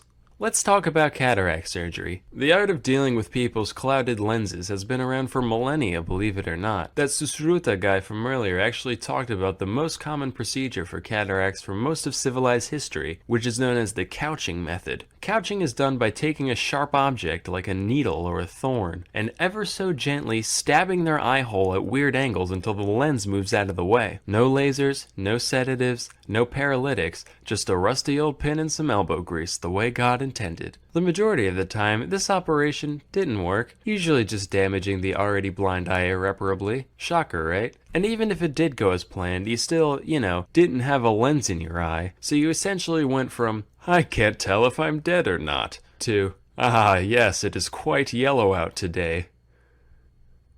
By God. Something moved somewhere. A slightly more refined version of this operation is the suction method, which dates back to at least the 10th century AD, if not older. This procedure is described as requiring, quote, a large incision in the eye, a hollow needle, and an assistant with an extraordinary lung capacity. Though this reads like the setup to the world's most horrifying party trick, it's actually the bare minimum number of tools needed to completely extract the lens from the eye. In case you didn't pick up on how, here's a diagram. This method generally saw a greater success rate and fewer complications than its non-extracting counterpart. So hopefully you can sleep well tonight knowing that the number of human beings who have sucked a piece of somebody's living eyeball through a straw is above zero. Anywho, let's all just be thankful that we live in an era where procedures like these are a thing of the past. Now remember kids, even though the surgeries I described here do sound pretty easy to pull off, please don't try them at home. But if you do, please put it on LiveLeak afterwards. But you know what you can do at home? Learn stuff about things with... Hey kids, now we all know that fate is a fickle thing. Some of us may try to defy its will, but there's enough small businesses with Pizza Hut roofs out there to tell you that such a thing is ultimately futile. As for most of us, we tend to have our fair share of good and bad luck throughout our lives. But every now and then, RN Jesus smiles upon some drooling little loaf child and says, You, my son, you shall be the one with all the figgy pudding. That child was Timothy Dexter. Dexter was born in Malden, Massachusetts in 1747. He had a humble upbringing, dropping out of school as an 8-year-old to work as a farmhand and a leather worker. But Dexter thought he deserved better, so when he grew up, he married one Elizabeth Frothingham, a rich widow in need of company. Gold digging achieved, he began his quest to become a true aristocrat. As his first step, he thinks, all the rich guys I know are in positions of power. I should run for office. Now, the town of Malden wasn't much keen on appointing a bumbling second-grade dropout, but after rejecting dozens of petitions sent in by Dexter, they eventually gave up up and decided to just make some shit up, leading to Dexter becoming the official informer of deer, tasking him with keeping logs on the local deer population. And over statistics of does and bucks alike, Dexter ruled with an iron fist, triumphantly concluding what many had already known: that there weren't any deer in Malden, Massachusetts. Satisfied with his political career, Dexter then set his sights on greater financial ventures. So a little history: in 1775, as part of our growing independence from Britain, the Continental Congress decided to establish their own currency, known as the Continental Dollar. Real creative there. Then the Revolutionary War started, and it dawned on people that these pieces of paper wouldn't be very useful in a giant pile of wet tea and smoldering patriots, causing their value to do one of those horny eagle death spirals. Then the Congress did, that stupid thing that every high schooler learns is stupid, not invading Russia in winter but the other one, practically making them worth less than their weight in paper and ink. And wouldn't you know it, a good portion of the Continental Army was paid with these, so by the time the war ended, many veterans were left totally destitute. The aristocrats were like, well, these grass-eating Untermensches did kind of give us a country, so whatever, we'll throw them a few cents and take this trash off their hands. Dexter was like, ooh, I'm a wealthman, I'm gonna do that too. And he spent the majority of his savings buying a boatload after boatload of the 1780s equivalent of Blockbuster gift cards. By all accounts, this should have been his ruin, but by some stroke of luck, after the Constitution was ratified, the new government decided that they'd trade Continentals for treasury bonds worth 1% of their face value. Doesn't sound like much, but keep in mind, Dexter bought thousands of crates of bills for fractions of pennies apiece. So as buybacks began across the country, his stockpile appreciated massively in value, and this informer of deer realized that, for the first time, there were a lot of bucks in Malden. But just because he was now a man of the upper crust doesn't mean he let it go to his head. Sure, he might have purchased the most luxurious chateau that money could buy, through daily Playboy Mansion-style ragers, and commissioned over 40 statues of America's greatest heroes, one of which was of himself, with a plaque calling him, quote, the greatest philosopher in the Western world. Despite his incredibly tacky displays of wealth, his contemptuous contemporaries still saw him for the loud, illiterate rube he was. So they started giving him deliberately awful investment tips in order to get him to bankrupt himself. One such piece of advice was that he should ship warming pans to the Caribbean. For those of you born after 1850, a warming pan's this dish on a long pole that you fill up with hot coals to warm up your bed. Not much use in a tropical paradise. But Dexter was undeterred by such frivolous things as logic. Went ahead and sent over 40,000 of them to the West Indies. When they arrived, the locals didn't really know what they were looking at and decided to use them as ladles for the sugar and molasses refineries. And by the end of it, Dexter sold every single one at a markup of nearly 80%. Frustrated that their plan backfired, the elites then told him to literally carry coal to Newcastle, which is an old idiom used to describe a pointless task based off the fact that Newcastle was one of the world's biggest producers of coal. The only idioms Dexter knew about all involved different animals shitting in the woods, so he took their word on good faith and went along with it. But by some divine providence, by the time the shipment arrived, the Newcastle coal miners had all gone on strike, and Dexter once again cleared the entire shipment with a hefty profit. He was like, man, I am so smart. By this point, he was pretty confident in his speculation skills, so he started making seemingly far-fetched ventures all by himself. One time he had a bunch of stray cats rounded up for basically free, which sounds like herding cats, but what do I know? And he sent them to the Caribbean, where they were gobbled up en masse. Not like eaten, but purchased to deal with all the rat infestations. In another instance, he bought up just about every whalebone in Boston. And coincidentally, at the same time in France, men started wearing corsets too for some reason. Demand went way up, Dexter's laughing. Now from an outside perspective, at the end of the day, Dexter was a very shrewd merchant. So at this point in my research, I was like, wait a minute, is he smart? Then I learned about his life outside of business. Dexter considered himself extremely knowledgeable on just about every topic. Keywords, considered himself. For example, he once stumbled upon a guy painting a sign to go along with the newly built statue of Jefferson. And when he saw that the sign called Jefferson the writer of the Declaration of Independence, Dexter lost his frickin' mind and insisted that Jefferson did not pen the DOI, but rather the Constitution. Spoiler alert, not remotely true, he was in France at the time. An easy mistake to make today, sure, but this was only like 10 years after the fact. That's like someone today saying, Obama didn't kill Bin Laden, dumbass. That was Bill Clinton. Anyway, when the painter refused to change the inscription, Dexter started shooting at him with a long rifle until he complied. Real genteel. Dexter made sure to surround himself with the requisite number of weirdos to maintain this level of delusion, one of which was Jonathan Plummer, a man whom Dexter paid to be his poet laureate, writing only the most laudatory odes in his honor. Mind you, this wasn't just your run-of-the-mill, wise and wizened wordsmith. Jonathan sold fish for a living.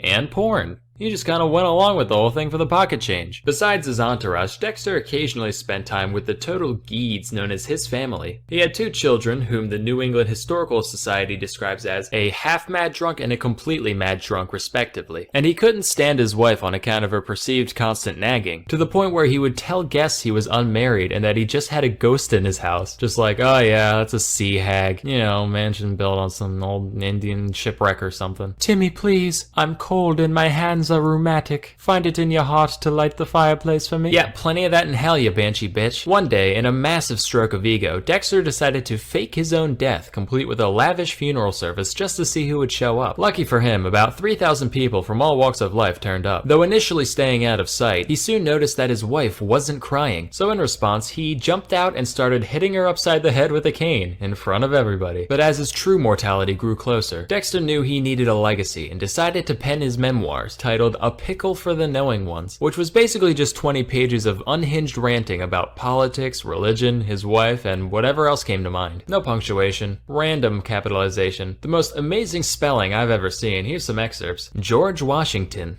Attitude, philosopher, tobacco, general. And this is all just from the first few lines. The entire book is written like this. And just like everything else the guy did, the thing sold like fucking hotcakes. Why does anybody even try? The best part is that when he got complaints about the total lack of grammatical anything, in the second edition of the book, he put an extra page at the end full of nothing but punctuation marks, with a little note saying that anyone who felt like whining could just stick them wherever they wanted. Dexter died in 1806, and by and large, he probably should have ended up in Davy Jones's locker, but given the circumstances, I imagine the big man upstairs dropped his big deck of mortal soul trading cards at just the right moment, letting him slip through the pearly gates undetected. And legend has it that to this day, if you pray to the name Timothy Dexter, he'll look upon you kindly and share his skills with you all.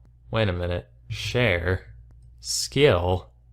Hey kids, John Wilkes Booth, Lee Harvey Oswald, Hitler, all people who gained massive notoriety by killing one of history's famous leaders. But there are 2 Americans who committed an equally heinous crime as these 3, yet their stories are seldom remembered, mostly because nobody really cares about the presidents they killed. Originally I was going to talk about both of them, but the video ended up being way too long, so today we'll just stick to, this one I guess. Charles J. Guiteau was a pretty silly guy, and to understand how a guy could be so silly, you gotta start with his youth. Guiteau was born in Freeport, Illinois in 1841. His mom had postpartum psychosis and died when he was 7, alongside 3 of his 5 siblings. His dad, meanwhile, was mega religious and made a big point out of instilling those values in his son, often physically. This influence molded Charles into a boy who sought nothing short of total approval from others, and who would react very harshly to any criticism levied upon him. As a teen, he moved to Ann Arbor, Michigan for high school. He tried to get into the University of Michigan, but he goofed on the entrance exam. So he did what anyone in his situation would do and said, well, so much for real life. I'm gonna join a commune. Specifically, he became part of the Oneida community in New York. In some aspects, this place was a pretty run-of-the-mill religious fellowship. From each according to their ability, to each according to their need, yada yada. But there were a couple of things that made it special. First off, they followed a doctrine known as Christian perfectionism, whereby everyone would strive to live their lives completely free of sin and reach a divine level of perfection while still on earth. Now this isn't really unique to Oneida, but whereas most people would achieve this through staunch discipline and careful self-reflection, these guys would just get together and take turns roasting the shit out of each and every member over any minute flaw they could possibly have. Real great for the psyche. They also practiced what was basically an early form of eugenics, where aspiring parents would have to submit an application and be judged by the committee on their moral and spiritual fortitude. If they were allowed to mate, children would be separated from the mom about a year after birth and raised communally in the children's wing. After all, wouldn't want any of those hopelessly flawed toddlers to think they're deserving of any affection whatsoever. Oneida also believed in what they called free love, which meant that anyone could bang anyone at any time, as long as they kept it hetero, and exclusive relationships of any kind were actually frowned upon, which seems like kind of a weird habit for people trying to 100%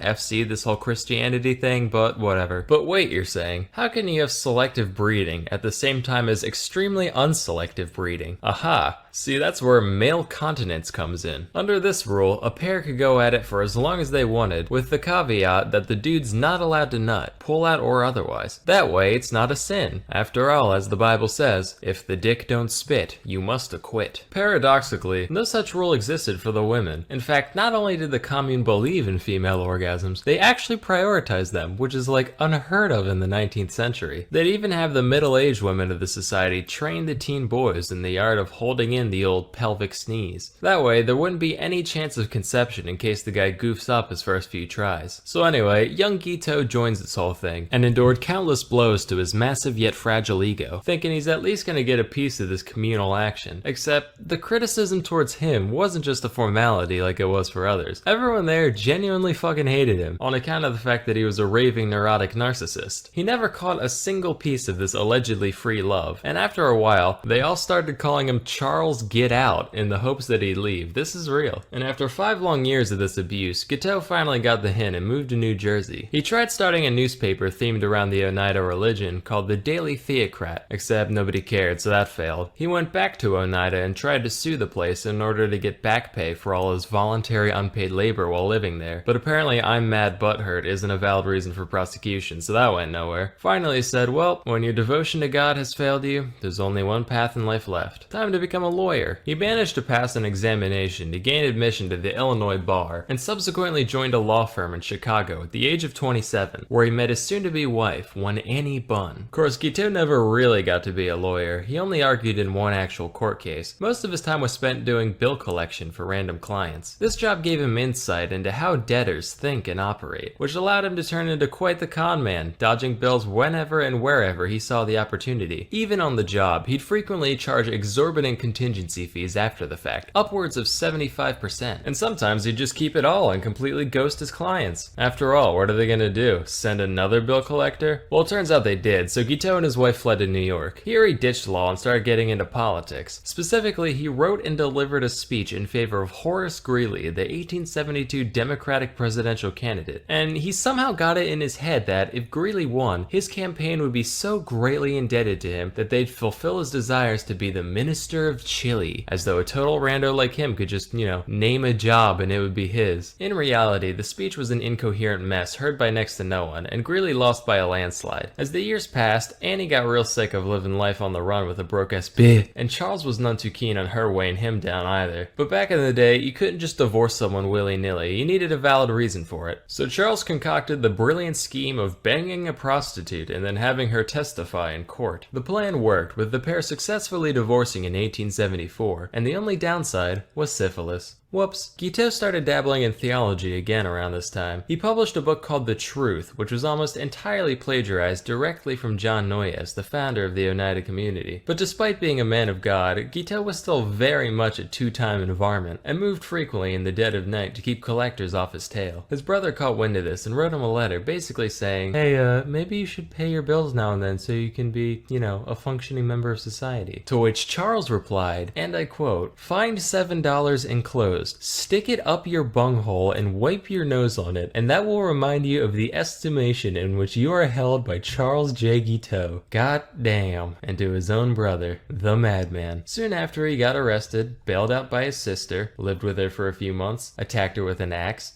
went to DC, rambled about religion to anyone who would listen, moved to Boston, got in a boat accident where everyone in his boat was fine, but everyone in the other one fucking died, took this as a sign from God, moved back to New York, and got back into politics in 1880, this time as a Republican. During this campaign, there were two main factions of Republicans, known as the Stalwarts and the Half-Breeds, which sounds like some Tolkien shit, wish we had names like that today. Now, Guiteau considered himself a stalwart, and in a similar vein to his 1872 venture, he wrote a speech to promote stalwart candidate Ulysses S. Grant, who was shooting for his third term. But before he got a chance to deliver the speech, one James A. Garfield took the candidacy completely out of nowhere, beating out both factions single-handedly. He was like, rats, how am I gonna get power handed to me now? So he literally just scribbled out all the references to Grant and replaced them with Garfield and was like, yep, that'll do it. He read this speech all of twice, along with handing out copies to the Republican National Committee. In reality, this really didn't accomplish much, but when Garfield managed to win the election, Guiteau was like, yes! That was entirely me! Garfield is in my supreme debt. As God is my witness, he shall make me a consulate in Vienna or Paris or someplace cool like that. He went to DC to await his inevitable appointment, but obviously nothing happened. So he started writing letters. A lot of letters. When that didn't work, he started actually stalking both Garfield and the Secretary of State, James Blaine, intercepting them in hotel lobbies, just being like, oh hey, yeah, it's me, the sole person responsible for your success. Say, how about a consulship? Alright, you'll get back to me, I get it. Whoa, haha,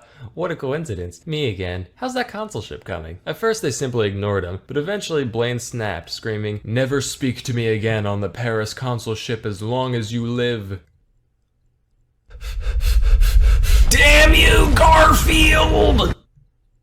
I sense a disturbance in the force. Maybe daylight savings just made Monday an hour longer. Wow, Garfield, that was quite the wisecrack. It's amazing how you manage to keep things fresh year after year. Burn in hell, beige dog. At this point, Guiteau completely renounced any faith in the current administration, and after a lifetime of clout chasing met only with disappointment, he decided his only option was straight up going postal. He convinced himself that it was now God's will to remove Garfield from this mortal plane in order to put his stalwart vice president Chester Alan Arthur into power. When he went to buy a revolver, he was given the choice between a wood grip and an ivory grip. He went with the ivory one for no other reason than he thought it would look cooler in a museum, and on July 2nd, 1881, he ambushed Garfield at the Baltimore and Potomac Railroad Station, shooting him twice in the back and mortally wounding him, all because he wouldn't give him a job. Garfield managed to hang on for 11 weeks before finally dying, which sounds like hell. Today's modern physicians actually believe that Garfield could have easily survived the incident if it weren't for doctors digging through him with unsanitized tools. Hey modern medicine, thanks for not being worse than literally no medicine. It means a lot. But that didn't stop Guiteau from being formally charged with murder. And that's exactly what he wanted. Matter of fact, Guiteau was over the moon, taking his new nationwide infamy as the fame he always deserved. His trial was just bananas, with Guiteau hurling obscenities at just about everyone there, including his own defense team, and formatting his testimony as an epic poem which he recited in full. He even dictated an autobiography to the New York Herald, which, get this, he ended with a personal ad for a nice Christian lady under 30 years of age. What a baller. When the guilty verdict was read, he called everybody there low consummate jackasses, and on June 30th, 1882, Guiteau smiled and waved to his adoring fans as he was walked to the gallows, where he recited a repetitive, deranged poem he wrote that morning, which was performed in a high-pitched falsetto voice, since it was written in the point of view of a child. He asked for a full orchestra to play during the reading, which I don't have to tell you that went nowhere, and promptly thereafter, he was hung. When the gallows dropped, people were probably like, ugh, Jesus, it's finally over. I just came here for a nice little execution. They subject me to all that? I want my money back, frankly. So it just goes to show, you can't always get what you want. Unless that thing is getting everyone to hate you, that's extraordinarily easy. But for everything else, you're gonna need a combination of hard work and know-how. While the former must ultimately come from within, there's plenty of resources out there for the latter. Hey kids, the human spirit is a very powerful thing. With the right temperament, it can allow us to survive things you wouldn't believe. However, some people are stronger than others. For example, I've never so much as broken a bone in my life. Haven't been hospitalized since that first time 20 years ago. So I'm like 90% certain if I'm ever forced to dance with death, my soul's pussying out to the great beyond first thing. On the other end of the spectrum, you got guys like Phineas Gage. Gage was a 25-year-old railroad worker in mid-19th century Vermont. He and his crew were busy gang blasting rock to prepare the roadbed for a newly planned route. This involves a big hole being drilled into the ground, filled with gunpowder, and packed down using a tamping iron. Well, being the gentleman and scholar that he is, Gage decides to lean forward and look directly into the hole, right? Now, the first rule of gun safety is to never look down the front of a gun. Everyone knows that. Gage basically just turned the earth into a gun and decided to put his head right in front of its gaping barrel, and wouldn't you know it, the powder goes off.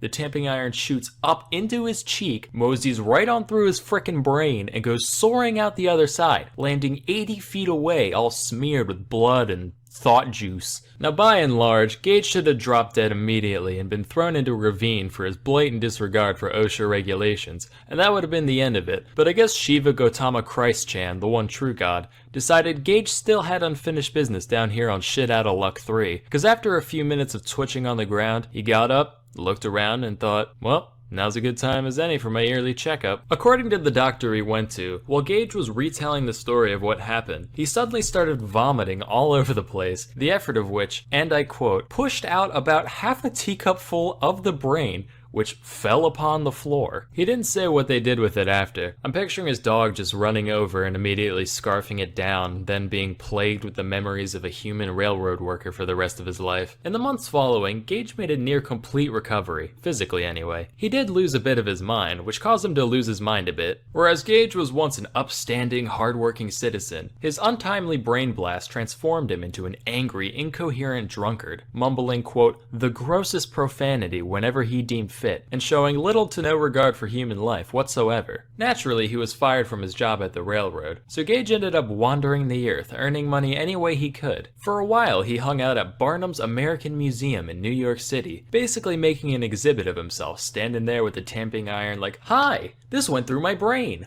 Bye! He later had a stint as a farmhand in California and a stagecoach driver in Chile, which I don't know who let the guy with severe brain trauma and no depth perception drive a vehicle, but whatever. Over time, he actually became a lot more functional, until finally, 10 years later, when his brain remembered, oh yeah, I shouldn't exist, leading to Gage having a bunch of seizures and dying at age 36. A similar story happened with one Ron Hunt in 2003. He was an American construction worker who was drilling a hole above his head, when the ladder he was standing on decided to give way, leading to Hunt landing face first on a 1.5-inch auger drill bit. The drill went straight through his left eye and out the back of his skull. To give you a reference of what 1.5 inches of drill looks like, here's the actual x-ray that doctors took when Hunt arrived at the hospital. Miraculously, the drill ended up just kind of pushing his brain out of the way, leading to no cognitive impairment whatsoever. Matter of fact, Hunt was perfectly lucid while the doctors tried to figure out the best way to take the thing out of his head. Initially, they considered cutting it out, but that would have been too messy, so eventually they decided to literally just unscrew it from his head, like, alright, hold him still now. Oh, you fucking MILF. Lefty loosey. Does that mean the top or the bottom? What? It's a rotating circle. And? Okay, you hold on for 1 sec. Look, one way the top goes left, one way the bottom. So which? Clearly the one on top. Why? Tell me why. Why clearly? Same reason north is up on the map. It's just common practice. Alright, well sorry for not subscribing to your Eurocentric propaganda, Dan, you soggy cunt.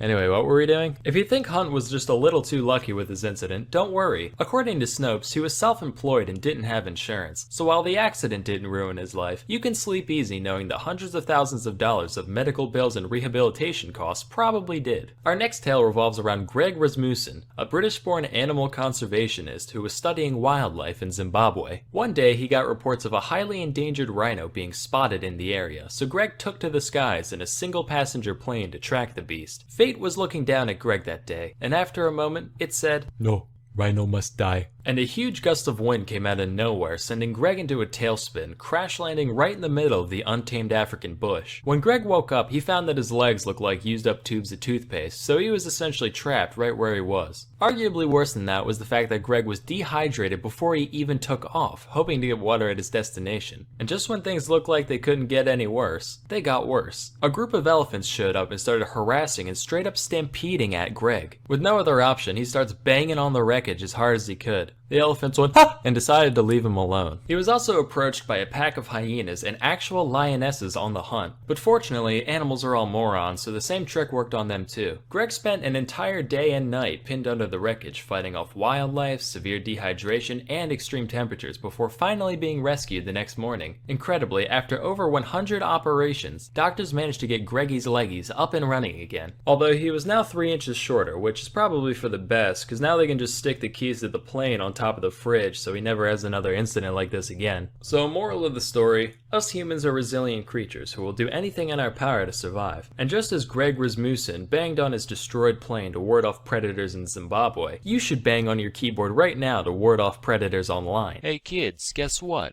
You could be a freak of nature and not even know it. Yep, not every deformity is visible to the untrained eye. Today, we're going to talk about a few physical defects that you, the listener, might have. First is situs inversus. So situs inversus is when a person is born with some or all of their organs mirrored along the vertical axis. This can range from a heart that's on the right instead of the left to the entire body cavity being flipped around. The condition is pretty rare, affecting about 1 in every 10,000 people. According to Wikipedia, plenty of people live their lives with this condition without knowing about it. Considering that even little kids know that their heart is supposed to be on the left, I find this a little hard to believe, but who knows. At any rate, the first doctor visit where you find all this out sure would be interesting. Whoa, I think your testicles are on backwards. What? Hold on, maybe I'm just holding them weird. Let me just... no, yeah, they're definitely on backwards. I don't follow. It's not that hard a concept. The left one's on the right and the right one's on the left, that's all. Okay. Does that mean anything? Well, I mean, I wouldn't want to be the guy with the backwards nutsack, but that's just me. What do you mean? Just, kind of weird, isn't it? What is weird about it? How are they different? Can you see it? Can you feel it? Is it dangerous? Look, I'm a doctor, not a cosmetologist, alright? Next is bell clapper deformity. This is a condition that affects 1 out of every 125 males. So in a normal nutsack, the nuts are anchored to the sack in a certain way that limits their mobility. But if you have bell clapper deformity, this anchor isn't present, meaning your nads are free to swing around much more independently than normal. Being that we, as males, don't often compare our scrotal dynamics with other men, most people aren't aware of their deformity, at least not at first. However, having free-floating testes comes with a significantly higher chance of suffering from testicular torsion, which is where your sperm tube gets all twisted around as a result of rigorous exercise or other mechanical means. This condition is extremely painful and oftentimes requires a visit to the hospital in order to prevent that nut from literally dying from hypoxia. Wait a minute, these aren't on backwards, they're just all twisted up. What? Fix them? Yeah, I'm trying. Try harder. Hey, you ever try to untangle a pair of earbuds through a plastic bag? This is like that except sweatier. Cut me some slack, alright? Don't get your balls in a twist. More of a twist. Next is the accessory spleen. So most of us have at least heard of the spleen. For those of you that don't know a lot about it, basically it's a softball-sized organ right around here that helps out your bloodstream and immune system. But apparently, 1 out of every 10 people have not 1, but 2 spleens. Sadly, the second spleen isn't another full-sized organ, but rather a little enclosed ball of spleen tissue about the size of a peanut M&M. Since it is self-enclosed, it's technically considered another organ. But because of its small size, it's not all that beneficial to have one or anything, it's just kinda there. Hey, I haven't seen you around before, are you new on campus? Oh, yeah, I just got here a couple days ago. Well, hey man, welcome to UCLA, if you want I can... Wrangle Rock!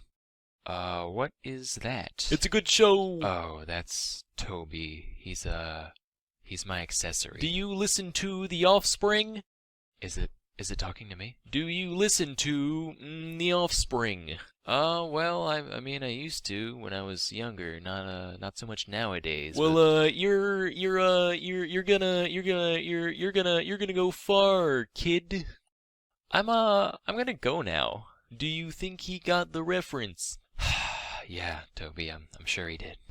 Finally, we have fetal alcohol spectrum disorder. The only reason I'm including this one is because of something that happened in health class during my freshman year of high school. Our teacher was telling us all about how you should never drink during pregnancy. She also said that between 2 and 5% of people in the United States have some form of FASD. Then she goes, looking around the room, I do see a couple people that have the distinguishing facial features. Not gonna name names, of course. And then she just continued on with her lesson as if she didn't just drop a huge bombshell on all of us. So needless to say, this scared the shit out of me. Cause although I consider myself a little bit on the intellectual side, for all I know, I could have been lined up to be the next Einstein, and then my would-be genius brain just got Jaeger bombed into a merely above average one. So as soon as I got home, I pulled up a chart that showed all the distinguishing facial features for FASD, and compared it in the mirror. Thankfully, my philtrum was distinct and my upper lip was plump, so I'm in the clear as I know now. Statistically speaking though, there's a good chance that at least a few of the moms of the people watching this video are not the angels that they make themselves out to be. So,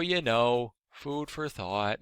It really is a curse, though, learning about this chart here, because the features are subtle enough that those who are affected still look normal to the average person. But once you're on the lookout for them, next thing you know, you're on Facebook, your friend posted pictures of her kid, all the comments are like, "Oh my god, he's so cute, what a perfect little guy," and you're the only person there who knows otherwise. Anyway, that's all for today. Till next time, I'm Sam and Nella, and thank you. Hey kids, animal test subjects have always been an important facet of science, since they allow us to study physiology in more destructive ways than we could get away with on humans. So it should come as no surprise that, over the years, there's been a lot of creatures haphazardly thrown at the cosmos against their will. Here's a bunch of smelly animals that achieved more in their short lives than you ever will. Quick disclaimer, this is by no means a comprehensive list, not even close, we'd be here all day if it was, more so just a highlight reel of the ones I found the most interesting. So the Great Zoo in the Sky was first founded in 1947 when the US launched a craft containing a bunch of fruit flies 68 miles into the air in order to see what kind of horrible mutants would get made from all the cosmic radiation up there. Unfortunately, they were totally fine, so the Earth was like, hey, living things can go into space and not die instantly, supple. And the next year they decided to send up a rhesus macaque named Albert, which it seems kind of like jumping the gun to go from barely alive specks to basically a person in one step. If it were me, I would have thrown like a frog or a gerbil in between there, but whatever, I'm no cosmopolitan. Anyway, Albert died of suffocation on the way up and never really made it to space alive. Fun fact, this rocket was actually a V-2 missile stolen from the Germans after World War II. So just in case any of you have any sympathy for those Nazi characters, they're technically responsible for the death of a poor innocent space monkey.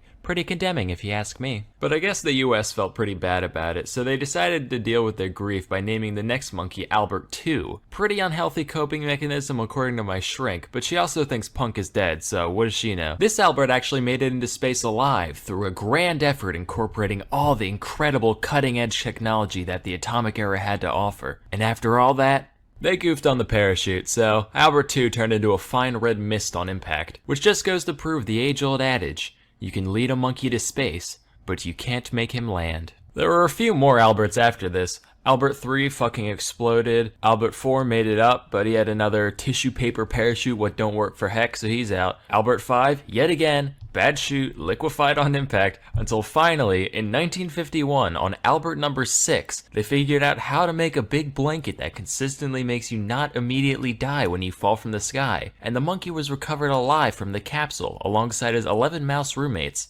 Of course, he died 2 hours later, but hey, still counts. Earlier that same year, Russia launched 2 little pupniks named Tsigan and Dzik, both of whom came back unharmed. These 2 were the first vertebrates to ever leave Earth and come back alive. Then in 57, the Reds snagged another achievement by putting the first living thing into orbit, besides the bacteria clinging to Sputnik 1, but they're losers, we don't talk about them. Specifically, they launched one brave and daring dog from the streets of Moscow, probably the most famous animal to ever go into space. You know its name well. That dog is, of course, Airbud. Unlike those other guys we talked about, Laika was never planned to be recovered intact, since we barely knew how to put something into orbit by this time, let alone bring it back. But they still wanted to make sure she stayed alive long enough to at least reach space. So before the mission, they put her through the most rigorous canine space camp that Russia had to offer, throwing her in a centrifuge for a while to get her used to G-force, making her cage progressively smaller to get her used to cramped spaces, which made her just not shit anymore at all, but that's a different story. They also switched her diet to a special high nutrition gel that she would have eaten after takeoff, you know, had her brain not crapped out from overheating within the first few hours. In 59, the US strapped 2 monkeys to the nose cone of a Jupiter missile and actually got them back alive afterwards, which is crazy mostly because these things withstood 38 G's of acceleration. For context, that's the force that makes even trained pilots lose consciousness times 4, or this thing times 12, or roughly the same forced experience when you realize that's not a normal speed bump, but one of those evil tiny ones that ruin your life, you know the ones. Well, that's what you get for doing 25 near a hospital, Sam. Well, hey, good thing I'm already here considering the ballistics test that just went down between the roof of my car and my frickin' skull. Jesus. So in 61, we graduated from monkeys to great apes, sending up a chimpanzee named Ham. Remember Space Chimps? Yeah, it was that. Frame for frame, Andy Samberg and all. What's special about Ham is that he was actually trained to pull levers and slap buttons while up in the ship, being rewarded banana pellets for completing tasks and getting his feet tased whenever he messed up. Sounds like a cartoon, I know, but I promise it's for real. Meanwhile, the Soviets were busy putting a big, bald, smart ape into orbit, no big deal. France saw the US and Russia sending up monkeys and dogs and felt left out, so in 63, they launched a cat into space and were like, yeah, that's cool and unique. I'm one of the popular kids now. In 68, the Soviets Soviets saw the rabbit making rice cakes on the moon and said, how about a tortoise for that hare, launching 2 of them into deep space, all the way around the moon and back to Earth, where they were recovered alive after their capsule landed in the ocean. Kinda cheating when you are your own crash suit, but an impressive feat regardless. In 73, we put mummy chogs in space. What's a mummy chog? It's one of these things. Like a fish, but real rough and tumble. Tolerates low oxygen, weird pressure, high salinity, dishwasher safe, Energy Star rated, you name it, sister. At first they could only swim in circles, but after a couple weeks they actually adapted to zero G and figured out how to maneuver properly. Even more interesting, we also brought mummy chog eggs, and when these hatched, the little mummy choglets knew how to swim in zero G immediately. Kinda spooky, honestly. That same mission also sent up some spiders who managed to spin some webs. Trash webs, mind you, but hey, they managed. In 78, The Muppet Show aired Pigs in Space for the first time. In 85, we cut off the arms of a bunch of newts and set them up to see if they grow back the same way. The reasoning behind this being, if a newt can't grow stuff back, then an astronaut with a paper cut probably can't either. Fortunately, they rearmed themselves at the normal rate, so all's good on that front. Around the same time, NASA actually had talks with Sesame Street about sending Big Bird up on the space shuttle as a publicity stunt. This is real. The plan ultimately fell through after they realized Big Bird is fucking giant and unwieldy at all times, literally the worst possible choice for a celebrity cameo on a space shuttle. So instead they sent a school teacher in his place. And then the Challenger fucking exploded. Let me reiterate. There is a timeline not too far from this one where Big Bird is a casualty in the single worst astronautical disaster in history. A tiny evil part of me almost wishes that happened, like that's just so indescribably absurd. In the early 90s, we set up some baby jellyfish to grow up in space just for laughs. They figured out how to maneuver just fine, but when we brought them back down, they literally didn't have a concept of gravity and couldn't orient themselves properly in their new environment. Which, being a jellyfish is the easiest thing there is. You just kinda exist, maybe squirm a little now and then. So when you manage to somehow mess that up, you know things have gone seriously wrong. In 2003, the US sent up a bunch of invertebrates, including silkworms, spiders, carpenter bees, and harvester ants. Whoops, they exploded. In 07, some tardigrades went up, totally exposed to the vacuum of space for 10 days, which, surprise, surprise, they were fine. On that same mission, a cockroach gave birth, creating the first organism that we know of to ever have been conceived outside of Earth. And finally, in 2018, Elon Musk sent a big basket of mice to the International Space Station. Just, you know, 'cause he can. So those are just a handful of God's creatures who got to experience the majesty of not knowing up from down. If you're like me, you're probably a little jealous. Why does an ugly ape get to go into space, but I don't? I wish to bear witness to the music of the spheres firsthand, in a way that a lower creature could never appreciate. You know why you feel like that?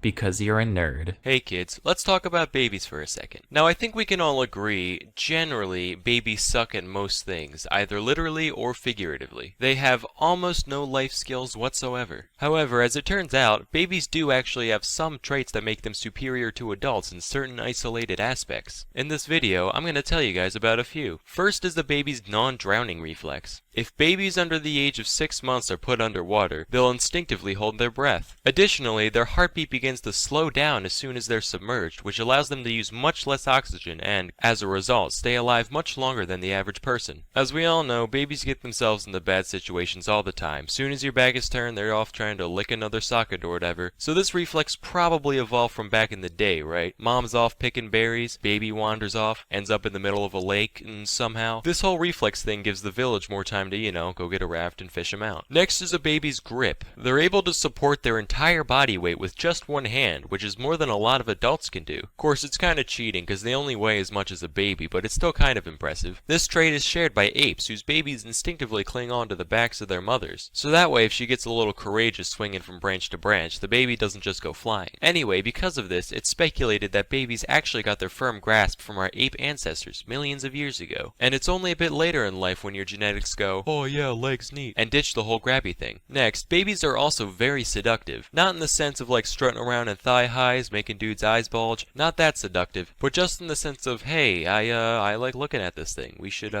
keep it alive for a while. Here's an example. If people saw a 5-year-old on the streets rolling around in a pile of its own shit, they'd be like, ugh, what a scumbag. But if an infant did it, people would still be like, oh man, little guy, I want to take you home, clean you up, put you in little hats, Yeah, it has to do with a baby's facial features like their large forehead and eyes, which set off a bunch of baby caring instincts in our brains, causing us to perceive cuteness. It's only when they hit like 2 or 3 when that all goes down the shitter. Lastly, babies have a surprisingly good concept of morality. According to a study by Yale University's Infant Cognition Center, babies are born with an innate sense of right and wrong. Here's how the study went, right? So first they put on a puppet show for the baby with these 2 rabbit dolls, and they made one of them act nice and the other one act like a dick. Then at the end of the show, the babies were offered either puppet, and in almost every case, the babies took the nice one. And you might say a strong grip on morality doesn't qualify as a superpower. Personally, I disagree. People are terrible at keeping their basic sense of right and wrong unless their society maintains it for them. Let me give an example. A few days ago in the Philippines, the president of the entire country basically said, hey, we should just start murdering every drug addict alive. Right now. And this isn't seen as insane over there. No, millions of Filipinos are now on board with this. It is fucked. You see, babies lack the mental capacity to justify atrocities with shit like it's about the greater good, you know. They have no prejudice. They just see people as people. And honestly, I think we could all learn a thing or two from that. Not to get all George Carlin-y on you guys or anything. Anyway, that's all for today. Till next time, I'm Sam and Nella, and thank you for watching. Hey kids, when most people think of the Middle Ages, they think of them as being like humanity's dumb teenage years, where all we did was play harpsichord in our room and burn heretics with our friends. But that's not entirely true. In fact, I would argue that the medieval era saw just as much genius as any other period in time. It's just most of that genius went towards finding new and creative ways to brutally slaughter those you disagree with. Here's a few highlights. First, we'll talk about the werewolf. So, as you can imagine, medieval castles were not easy to break into. They were basically like those jungle gym things at Chuck E. Cheese's. Massive in size, intentionally confusing layout, security everywhere, and by the end of your visit, you'd probably end up with some kind of disease. So in order to help penetrate fortresses, medieval armies would often utilize siege weapons, one of the most popular of which was the trebuchet. Now this device is interesting enough on its own, but it gets better. So around 1300 AD, King Edward I of England was in the process of invading Scotland. However, one fortress known as Stirling Castle was giving him a lot of trouble. He laid siege to the building for many months without any real progress. Then one day he woke up and had a revelation. Hey guys, listen, why are we wasting our time building all these regular-sized trebuchets when we could just build one giant one and call it a day? So that's what he did. This gargantuan war machine was known as the Werewolf and stood at around 6 stories tall. To give a bit of perspective, this is about as tall as King Kong was in his largest film depiction. So basically, picture a giant fucking ape launching boulders like they're baseballs, and you've got a pretty good idea of what the werewolf was capable of. It was so intimidating that when the Scots saw the English constructing the beast outside the castle, they immediately surrendered out of fear. But then Edward was like, ha, fuck that, I'm gonna test this bad boy out, and proceeded to take pot shots on the castle anyway. Another devious product of the Middle Ages was a flammable substance known as Greek fire. Contrary to popular belief, Greek fire was not invented by the ancient Greeks. Rick Riordan,